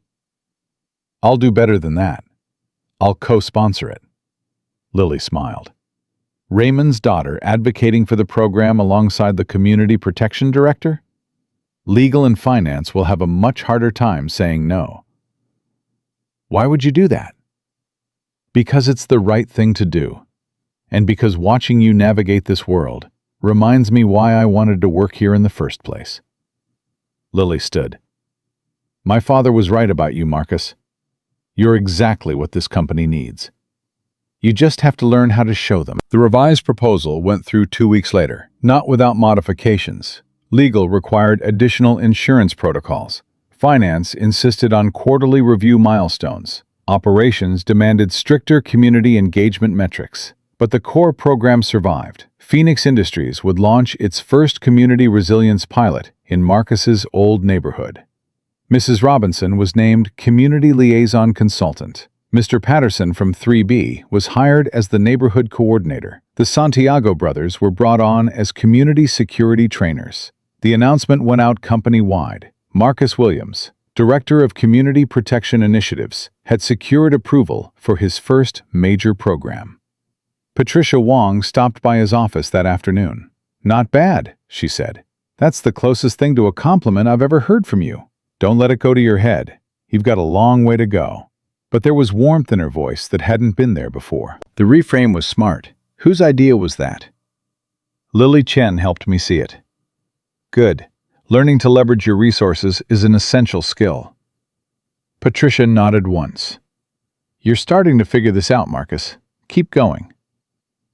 That night, Marcus picked Destiny up from Mrs. Robinson's apartment and took her to the Italian restaurant with the breadsticks, the one they'd passed 100 times but never been able to afford. This is really fancy, Daddy. Special occasion. What's the occasion? I did something good at work today, something that's going to help a lot of people. Marcus watched her face light up as the server brought a basket of warm breadsticks, including our old neighbors. Mr. Patterson and the Santiago brothers? Them too. They're going to help me build something important. Destiny grabbed a breadstick and bit into it with the enthusiasm of a child who'd learned never to take food for granted. Does this mean we're not poor anymore? The question hit Marcus harder than he expected. They'd been dancing around the word for years, using phrases like tight budget and making do, instead of acknowledging the reality they'd been living. We're doing better, he said carefully. A lot better. But more importantly, we're building something. A future. One where we don't have to be scared every month about whether we can pay the bills. I like not being scared. Me too, baby girl. Me too. Daddy? Destiny's voice was thoughtful. That lady you saved, the one in the alley. Do you think she's glad you stopped? Marcus thought about Lily, about her tears in the hospital, about her help with a proposal, about everything she'd said about what his actions meant to her. Yes, sweetheart. I think she's glad. I'm glad too. Destiny reached across the table and took his hand. You're the best daddy in the whole world. Even when you were scared and tired and working all the time, you never stopped being good. That's what Mrs. Robinson says. She says you're proof that good people still exist. Marcus felt his throat tighten. 4 years of struggle. 4 years of wondering if he was failing his daughter, failing Keisha's memory, failing himself. And here was Destiny, holding his hand in a restaurant they could finally afford, telling him he was good. I love you, baby girl. I love you too, Daddy, she grinned. Now, can we order dessert? This place has chocolate cake. I saw it on the menu. We can order whatever you want. Whatever? Within reason. Chocolate cake is within reason. Then chocolate cake it is. Destiny pumped her fist in victory, and Marcus laughed, really laughed, the kind that came from somewhere deep and whole. They'd come so far, from that cramped apartment with serial dinners, from the alley where everything changed, from the hospital bed where he'd nearly died, and they still had so far to go. But for the first time in longer than Marcus could remember, he was looking forward to the journey. 2 years passed faster than Marcus thought possible. The community resilience pilot that had started in his old neighborhood expanded to 12 locations across the city. What began as a single program had grown into an entire division. 47 employees, a dedicated training center, partnerships with community organizations that had never imagined working alongside a corporation like Phoenix Industries. Marcus stood at the window of his office, watching the city spread out below him. The same city where he'd once ridden buses to warehouse shifts. The same streets where he'd counted pennies for Destiny's medication. The same world transformed by choices he'd never expected to make. "You're doing the thinking thing again." He turned. Destiny stood in the doorway, 10 years old now, taller than she'd been 2 years ago, carrying herself with a confidence that sometimes took his breath away. She'd started visiting his office after school, partly because she liked the fancy snacks in the break room, partly because she was genuinely interested in what her father did. "The thinking thing?" "When you stare out the window and get all quiet. Mom used to say you did it when you were processing big feelings." The mention of Keisha still carried weight, but it was different now, less sharp, more like the warmth of a memory instead of the ache of a wound. "I'm just amazed sometimes," Marcus admitted, "at how much has changed." "Good amazed or bad amazed?" "Good, definitely good." He crossed the room and pulled her into a hug. "You ready for tonight?" "The ceremony thing?" "The award ceremony, where your dad gets recognized for building something that matters." Destiny rolled her eyes with the theatrical exasperation only a 10-year-old could manage. "You've told me like 50 times. I know." "Just making sure you understand how important it is." "I understand. It's the thing where fancy people give you a trophy for being nice to neighborhoods." She grinned. "Mrs. Robinson said I have to wear a dress. She's taking me shopping after this." "Mrs. Robinson has good taste." "Mrs. Robinson has old taste. But she promised I could pick the color." Marcus laughed. Some things never changed. Destiny's ability to negotiate had only grown sharper with age. "Go find her. I've got a few more things to finish up here. Don't work too late. You promised you'd be home for dinner. I keep my promises. I know. Destiny hugged him one more time, fierce and quick. I'm proud of you, Daddy. Then she was gone, her footsteps echoing down the hallway, leaving Marcus alone with the weight of her words. Proud of him. His daughter was proud of him. 2 years ago, he'd been terrified of failing her, terrified of proving that the universe had made a mistake, terrified of being exposed as the fraud he'd believed himself to be. Now he stood in an office with his name on the door, preparing to accept an award for work that had changed thousands of lives. The fear hadn't disappeared entirely. It probably never would. But it had quieted, replaced by something more sustainable. The confidence that came from evidence, from results, from proof that he could do this work and do it well. His phone buzzed. A text from Raymond Chen. Meeting in 10 minutes. Conference room B. Important. Marcus pocketed the phone and headed out. The conference room held only 3 people: Raymond, Lily, and Patricia Wong. An unusual combination. Marcus felt something shift in his gut as he entered. "Close the door," Raymond said. Marcus closed it. "Sit down." He sat. For a long moment, no one spoke. Raymond studied Marcus with the same intensity he'd shown at their first meeting in Rosa's diner, 2 years and a lifetime ago. "Do you know why I called you here? The ceremony tonight?" "Not the ceremony," Raymond leaned forward. "I'm stepping down as CEO, effective 6 months from now." The words hit Marcus like a physical force. Raymond Chen stepping down? The man who'd built Phoenix Industries from nothing? Who'd spent 30 years turning a small security firm into a billion-dollar empire? "I don't understand." "I'm 73 years old. I've had 2 heart scares in the last year that I haven't told anyone about except Lily. And I've spent the last 2 years watching someone else do what I should have been doing all along. Building a company that actually protects people instead of just profits." Raymond's eyes hadn't left Marcus's face. "I want you to take over the Community Protection Division. Full executive authority. Seat on the board. Direct report to whoever becomes the new CEO." "Sir, I've only been here 2 years. There are people who've been with this company for decades. People who've spent decades doing things the old way. People who would never have conceived of the programs you've built. People who look at communities like yours and see liability instead of opportunity." Raymond shook his head. "I'm not offering you this because of what you did for Lily. I'm offering it because of what you've done since. The results speak for themselves." Patricia slid a folder across the table.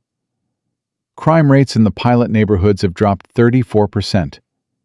Community engagement metrics are the highest of any Phoenix initiative. Employee retention in your division is 92%. Unprecedented for this industry." "You've built something real," Lily added quietly. "Something that's changing how people think about corporate responsibility. Other companies are starting to copy your model. Do you understand what that means? You're not just protecting communities, you're changing the industry." Marcus looked at the folder, at the data Patricia had compiled, at the evidence of impact he'd spent 2 years creating. "Why me?" The question came out before he could stop it. "There are hundreds of people more qualified." "More qualified how?" Raymond's voice was sharp. "More degrees? More years of experience? More time spent learning how to optimize for metrics instead of people?" He stood and moved to the window, the same position Marcus had been in minutes ago. "I've spent 30 years hiring qualified people. Do you know what it got me? A company full of professionals who walked past my daughter while she screamed for help." He turned back to face Marcus. "You're qualified because of who you are, not what's on your resume. Not what degrees you hold. Who you are at your core. Someone who runs toward people in trouble. Someone who sacrifices for strangers. Someone who builds programs that actually help, instead of programs that just look good in annual reports. I'm still learning. Every day. Patricia can tell you how many mistakes I've made. 47 documented process violations in your first 6 months, Patricia said. 14 significant budget overruns. 23 unauthorized community partnerships that bypassed approval chains. Marcus winced. And every single one of those violations resulted in better outcomes than the approved alternatives would have, Patricia continued. You broke the rules because the rules were wrong, and then you helped us fix them. That's not qualification. That's luck. That's leadership. Raymond returned to his seat. Leadership isn't about knowing everything. It's about caring enough to figure out what matters and having the courage to fight for it. You have both. Marcus was quiet for a long moment. The offer sat on the table between them. Everything he'd never imagined wanting, and everything he'd spent 2 years proving he could handle. Can I think about it? Take all the time you need. The transition is 6 months away, Raymond smiled. But Marcus, don't let fear make this decision. You've already proven what you're capable of. The only question is whether you're willing to accept it. The ceremony that night was held in the Phoenix Industries Grand Ballroom, a space Marcus had seen in photos but never entered. Crystal chandeliers, marble floors, tables filled with executives and community leaders and politicians who'd come to celebrate 2 years of impact. Destiny sat at the front table, wearing a green dress she'd picked out herself, looking more grown up than Marcus was ready to accept. Mrs. Robinson sat beside her, elegant in her Sunday best, her shotgun presumably not hidden under the table. The Santiago brothers were there, cleaned up and uncomfortable in suits. Mr. Patterson from 3B, leaning on his cane but refusing to sit down. Neighbors from the old building who'd become part of the program, their presence a reminder of where this had all started. And at the corner table, Lily Chen, watching with an expression Marcus couldn't quite read. Raymond took the stage first. 2 years ago, I made the best hiring decision of my life. Not because I saw it coming, I didn't. Not because I was wise enough to recognize potential, I wasn't. I made it because my daughter called me from a borrowed phone and told me about a man who'd thrown away everything to save her life. The room was silent. Marcus Williams was a warehouse worker. He had an associate's degree and a patchwork resume, and absolutely nothing that our traditional hiring process would have valued. He also had something we couldn't measure: character, integrity, the willingness to sacrifice for a stranger, even when it cost him everything. Raymond's voice cracked slightly. He missed a job interview to save my daughter. Did you hear that? He missed the interview that was supposed to change his life because he couldn't walk past someone screaming for help. And when I offered him a job afterward, not the job he'd interviewed for, something bigger, he hesitated. He actually hesitated, because he wasn't sure if accepting it would somehow diminish what he'd done. A murmur ran through the crowd. That's who Marcus Williams is. A man so committed to doing the right thing that he questions whether he should be rewarded for it. A man who's spent the last 2 years building programs that have transformed communities, reduced crime, created opportunity, and who still asks every single day if he's doing enough. Raymond looked directly at Marcus. Tonight, we honor that man, not just for what he did in an alley 2 years ago, but for what he's done every day since. For proving that character matters more than credentials. For showing this company and this industry what real protection looks like. The applause that followed was thunderous. Marcus walked to the stage on legs that didn't quite feel steady. The award was heavy in his hands, a crystal trophy engraved with words he couldn't quite focus on. The faces looking up at him blurred together into a sea of expectation. He thought about refusing to speak, about mumbling thank you and escaping back to his seat. But then he saw Destiny's face, her smile, her absolute confidence in him, and he found his voice. 2 years ago, I was standing at a crosswalk, trying to decide whether to keep walking. The room went quiet. A woman was screaming for help. 2 men were dragging her into an alley. And I had a job interview. The job interview that was supposed to save my family in 13 minutes. I could have kept walking. 47 other people did. They heard the screaming and they decided it wasn't their problem. Marcus gripped the trophy tighter. I almost decided the same thing. For about half a second, I calculated the cost. I thought about my daughter, who needed me to get that job. I thought about the bills and the eviction notice and the medication I couldn't afford. I thought about everything I was about to lose if I ran into that alley instead of toward that interview. He paused. And then I thought about who I wanted to be, not who circumstances had made me, not who the world expected me to be, but who I actually wanted to be, deep down, when nobody was watching and nothing was guaranteed. Marcus looked at Destiny. I wanted to be someone my daughter could be proud of, someone who ran toward people in trouble instead of away from them, someone who proved that decency wasn't just a word, but a choice you make over and over, especially when it costs you something. He looked at Mrs. Robinson.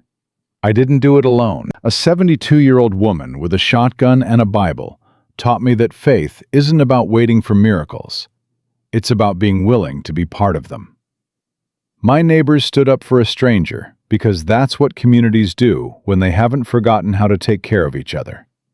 He looked at Raymond and Lily. And yes, I was lucky. I saved the right person's daughter. I got offered a chance that most people like me never get. But luck doesn't mean anything if you don't do something with it. I've spent 2 years trying to prove that I deserved this chance. Trying to build something that would help other people get the chances they deserve too. Marcus lifted the trophy slightly. This award isn't for me. It's for every person who's ever been passed over because they didn't have the right credentials. Every community that's been forgotten because they couldn't afford protection. Every father working double shifts who still finds time to help his neighbors. Every mother stretching every dollar to keep her family together. Every child growing up believing they can be something more than what the world expects. His voice strengthened. We're supposed to believe that success comes from working hard and making smart decisions, and that's part of it. But it's not everything. Sometimes success comes from stopping when everyone else keeps walking. Sometimes it comes from choosing character over convenience. Sometimes the most important thing you can do is be the person who helps, even when helping costs you everything you thought you needed. Marcus set the trophy down. 2 years ago, I missed a job interview to save a stranger's life. It was the best decision I ever made.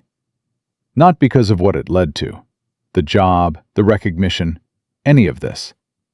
Because of what it proved. To my daughter, to myself, to anyone who's ever wondered if doing the right thing actually matters. He looked out at the crowd one final time. It matters. It always matters. Even when nobody's watching. Even when nobody knows. Even when it costs you everything. Because the person you become in those moments, that's who you really are. And who you really are is the only thing you get to keep. The standing ovation lasted 4 minutes. Later, after the ceremony ended and the crowds dispersed, Marcus found himself alone on the balcony overlooking the city. The same city that had nearly broken him. The same streets where he'd made the choice that changed everything. Mind if I join you? Lily stepped onto the balcony, 2 glasses of champagne in her hands. She offered one to Marcus. Hell of a speech, she said. Meant every word. I know. That's what made it powerful. She stood beside him, looking out at the lights below. My father told you about stepping down? He did. And the offer? That too. Are you going to take it? Marcus was quiet for a long moment. The question had been circling in his head all night, competing for attention with the ceremony and the speech and the overwhelming emotion of the evening. I don't know yet. What's holding you back? Fear. Same thing that's always held me back. Marcus took a sip of champagne. Every time something good happens, part of me waits for it to be taken away. Like the universe keeps a ledger, and sooner or later, I'll have to pay back everything I've been given. That's not how it works. I know, but knowing and believing are different things. He turned to face her. Your father sees something in me that I'm still not sure is real. What if I take this job and prove him wrong? What if all of this, the programs, the impact, the results, was just luck? What if I'm not actually capable of leading at that level? Lily was quiet for a moment. Then she set down her champagne and took both of Marcus's hands in hers. Do you remember what you said to me in that alley, right after you saved my life? I said a lot of things. You said you'd do it again, even knowing what it cost you. You said that without hesitating, without calculating, without wondering if it was the smart move. Her grip tightened. That's not luck, Marcus. That's character. That's who you are at your core. And character doesn't disappear when the stakes get higher. It gets stronger. You sound like Mrs. Robinson. She's a wise woman. You should listen to her more often. Lily smiled. And you should listen to me now. Take the job. Not because you're certain you can handle it, but because you're willing to try. That's all anyone can ask. That's all you should ask of yourself. What if I fail? Then you'll learn. You'll grow. You'll figure it out the same way you figured out everything else. She released his hands. But you won't fail. I know you won't. Because you care too much to let yourself. Because every person in those communities is counting on you. Because your daughter is watching. Destiny. Always came back to destiny. Marcus looked out at the city one more time. Somewhere down there, in neighborhoods that had been forgotten until he'd fought to remember them, people were sleeping safer because of programs he'd built. Families were staying together because of resources he'd created. Children were growing up believing they could be more because someone had shown them it was possible. That was his legacy. Not the award, not the title. The lives changed. The hope restored. The proof that one person's choices could ripple outward and transform the world. Okay, he said quietly. Okay, what? Okay, I'll take the job. Marcus turned to Lily with something that felt like peace. You're right. I'm scared. I'll probably be scared for a long time. But I've spent my whole life proving that fear doesn't get to make my decisions. Why should this be any different? Lily's smile was radiant. Welcome to the executive team, Marcus Williams. God help us all. God and Mrs. Robinson. I think we'll be fine. The drive home was quiet. Destiny had fallen asleep in the back seat, still wearing her green dress, the crystal trophy clutched in her arms like a teddy bear. She'd insisted on holding it, had refused to let anyone else touch it since Marcus had given it to her after the ceremony. This is yours, Daddy. I want you to have it, as a reminder. Of what? That your old man did something worth remembering. Marcus pulled into their apartment building, not the old cramped place, but a new building in a safe neighborhood, with a park nearby, and good schools, and neighbors who actually knew each other's names. The apartment had 3 bedrooms. Destiny had her own room, painted purple because she'd changed her mind about pink. He carried her upstairs, tucked her into bed, set the trophy on her dresser where she'd see it first thing in the morning. For a long moment, he just stood in her doorway, watching her sleep. 10 years old, growing up so fast, becoming the person she was always meant to be. "You know I can feel you staring, right?" Marcus laughed softly. "Thought you were asleep." "Almost." Destiny opened her eyes. "Tonight was really special, Daddy." "It was. All those people saying nice things about you, and you saying nice things about everyone else." She yawned. "Mrs. Robinson cried. Did you see?" "I saw." "She said you were living proof that God rewards the faithful." "I'm not totally sure what that means, but I think it's good." "It's very good." Destiny was quiet for a moment, her eyes drifting closed again. Then, just before sleep took her, "Daddy?"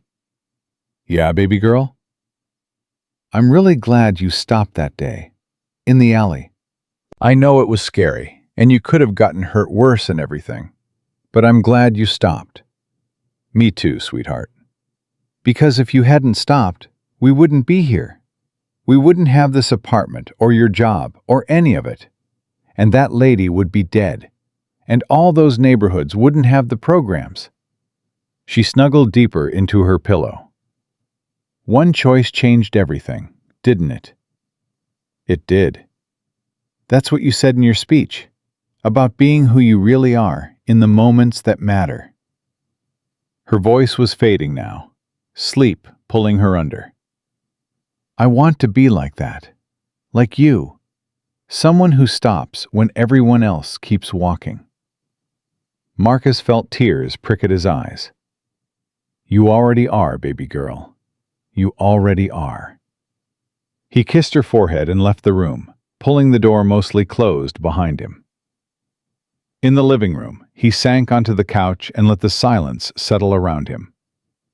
The trophy ceremony, Raymond's offer, the speech, Destiny's words, all of it swirling together into something he couldn't quite name. His phone buzzed, a text from an unknown number. "Mr. Williams, this is Patricia Wong. The executive onboarding materials will be ready Monday morning. Don't be late." Marcus smiled. Some things never changed. He set down the phone and looked around the apartment. At the photos on the walls. Destiny at various ages. Keisha on their wedding day. Marcus's parents in their Sunday best. At the books on the shelves, half of them Destiny's. At the evidence of a life rebuilt from the ashes of tragedy. 2 years ago, he'd been a desperate man standing at a crosswalk, weighing the cost of compassion against the price of survival. He'd chosen compassion, not because he'd expected a reward, not because he'd calculated the odds, because in that moment, faced with a stranger's screams and a clear moral choice, he'd decided who he wanted to be. Everything that followed, the job, the programs, the impact, the recognition, was just the echo of that single decision. The ripples spreading outward from one stone dropped into still water. Mrs. Robinson had been right all along. God did have big plans for Marcus Williams. He just needed to prove himself worthy of them. And he had. Not through credentials or connections or luck, but through the accumulated weight of 1,000 small choices. The choice to help a neighbor carry groceries, to stay late fixing a leaky faucet, to run toward someone in trouble instead of away, to build programs that actually helped instead of programs that just looked good on paper. Character, his father had said all those years ago, was measured by what you did when no one was watching, by the sacrifices you made for people who couldn't repay you. Marcus had spent his whole life trying to live up to that standard, and somehow, impossibly, he'd succeeded. Not perfectly. He still made mistakes, still doubted himself, still waited sometimes for the universe to correct what felt like a cosmic accounting error. But the doubt was quieter now. The fear was smaller. The confidence that had once seemed impossible had become slowly, the foundation of everything he built. Because he'd finally learned the truth that his father had tried to teach him all along. Character wasn't about never being afraid. It was about acting despite the fear. Leadership wasn't about knowing everything. It was about caring enough to figure out what mattered. Success wasn't about where you started. It was about who you became along the way. And love, the love of a daughter, the memory of a wife, the support of a community, was the only thing that made any of it worthwhile. Marcus Williams had stopped at a crosswalk when everyone else kept walking. He'd thrown away what he thought he needed and discovered what he actually deserved. He'd built something meaningful from the rubble of tragedy and proved that one person's choices could change the world. And now, sitting in an apartment he could finally afford, preparing for a leadership role he'd never imagined, watching his daughter sleep safely in her purple room with a trophy clutched in her arms, he understood something he'd been too afraid to believe for most of his life. He was exactly where he was supposed to be. Not because the universe owed him anything, not because luck had finally turned in his favor, but because he'd earned it, choice by choice, sacrifice by sacrifice, moment by moment, through the simple, profound, ultimately unstoppable power of being a good man in a world that desperately needed one. That was his legacy. That was his gift to destiny. That was the truth he would carry forward into whatever came next. And it had all started with one decision, made in a heartbeat, when a stranger screamed for help and Marcus Williams chose to stop. The measure of a man is not what he takes from the world, but what he gives back to it. By that measure, Marcus Williams was the richest man alive.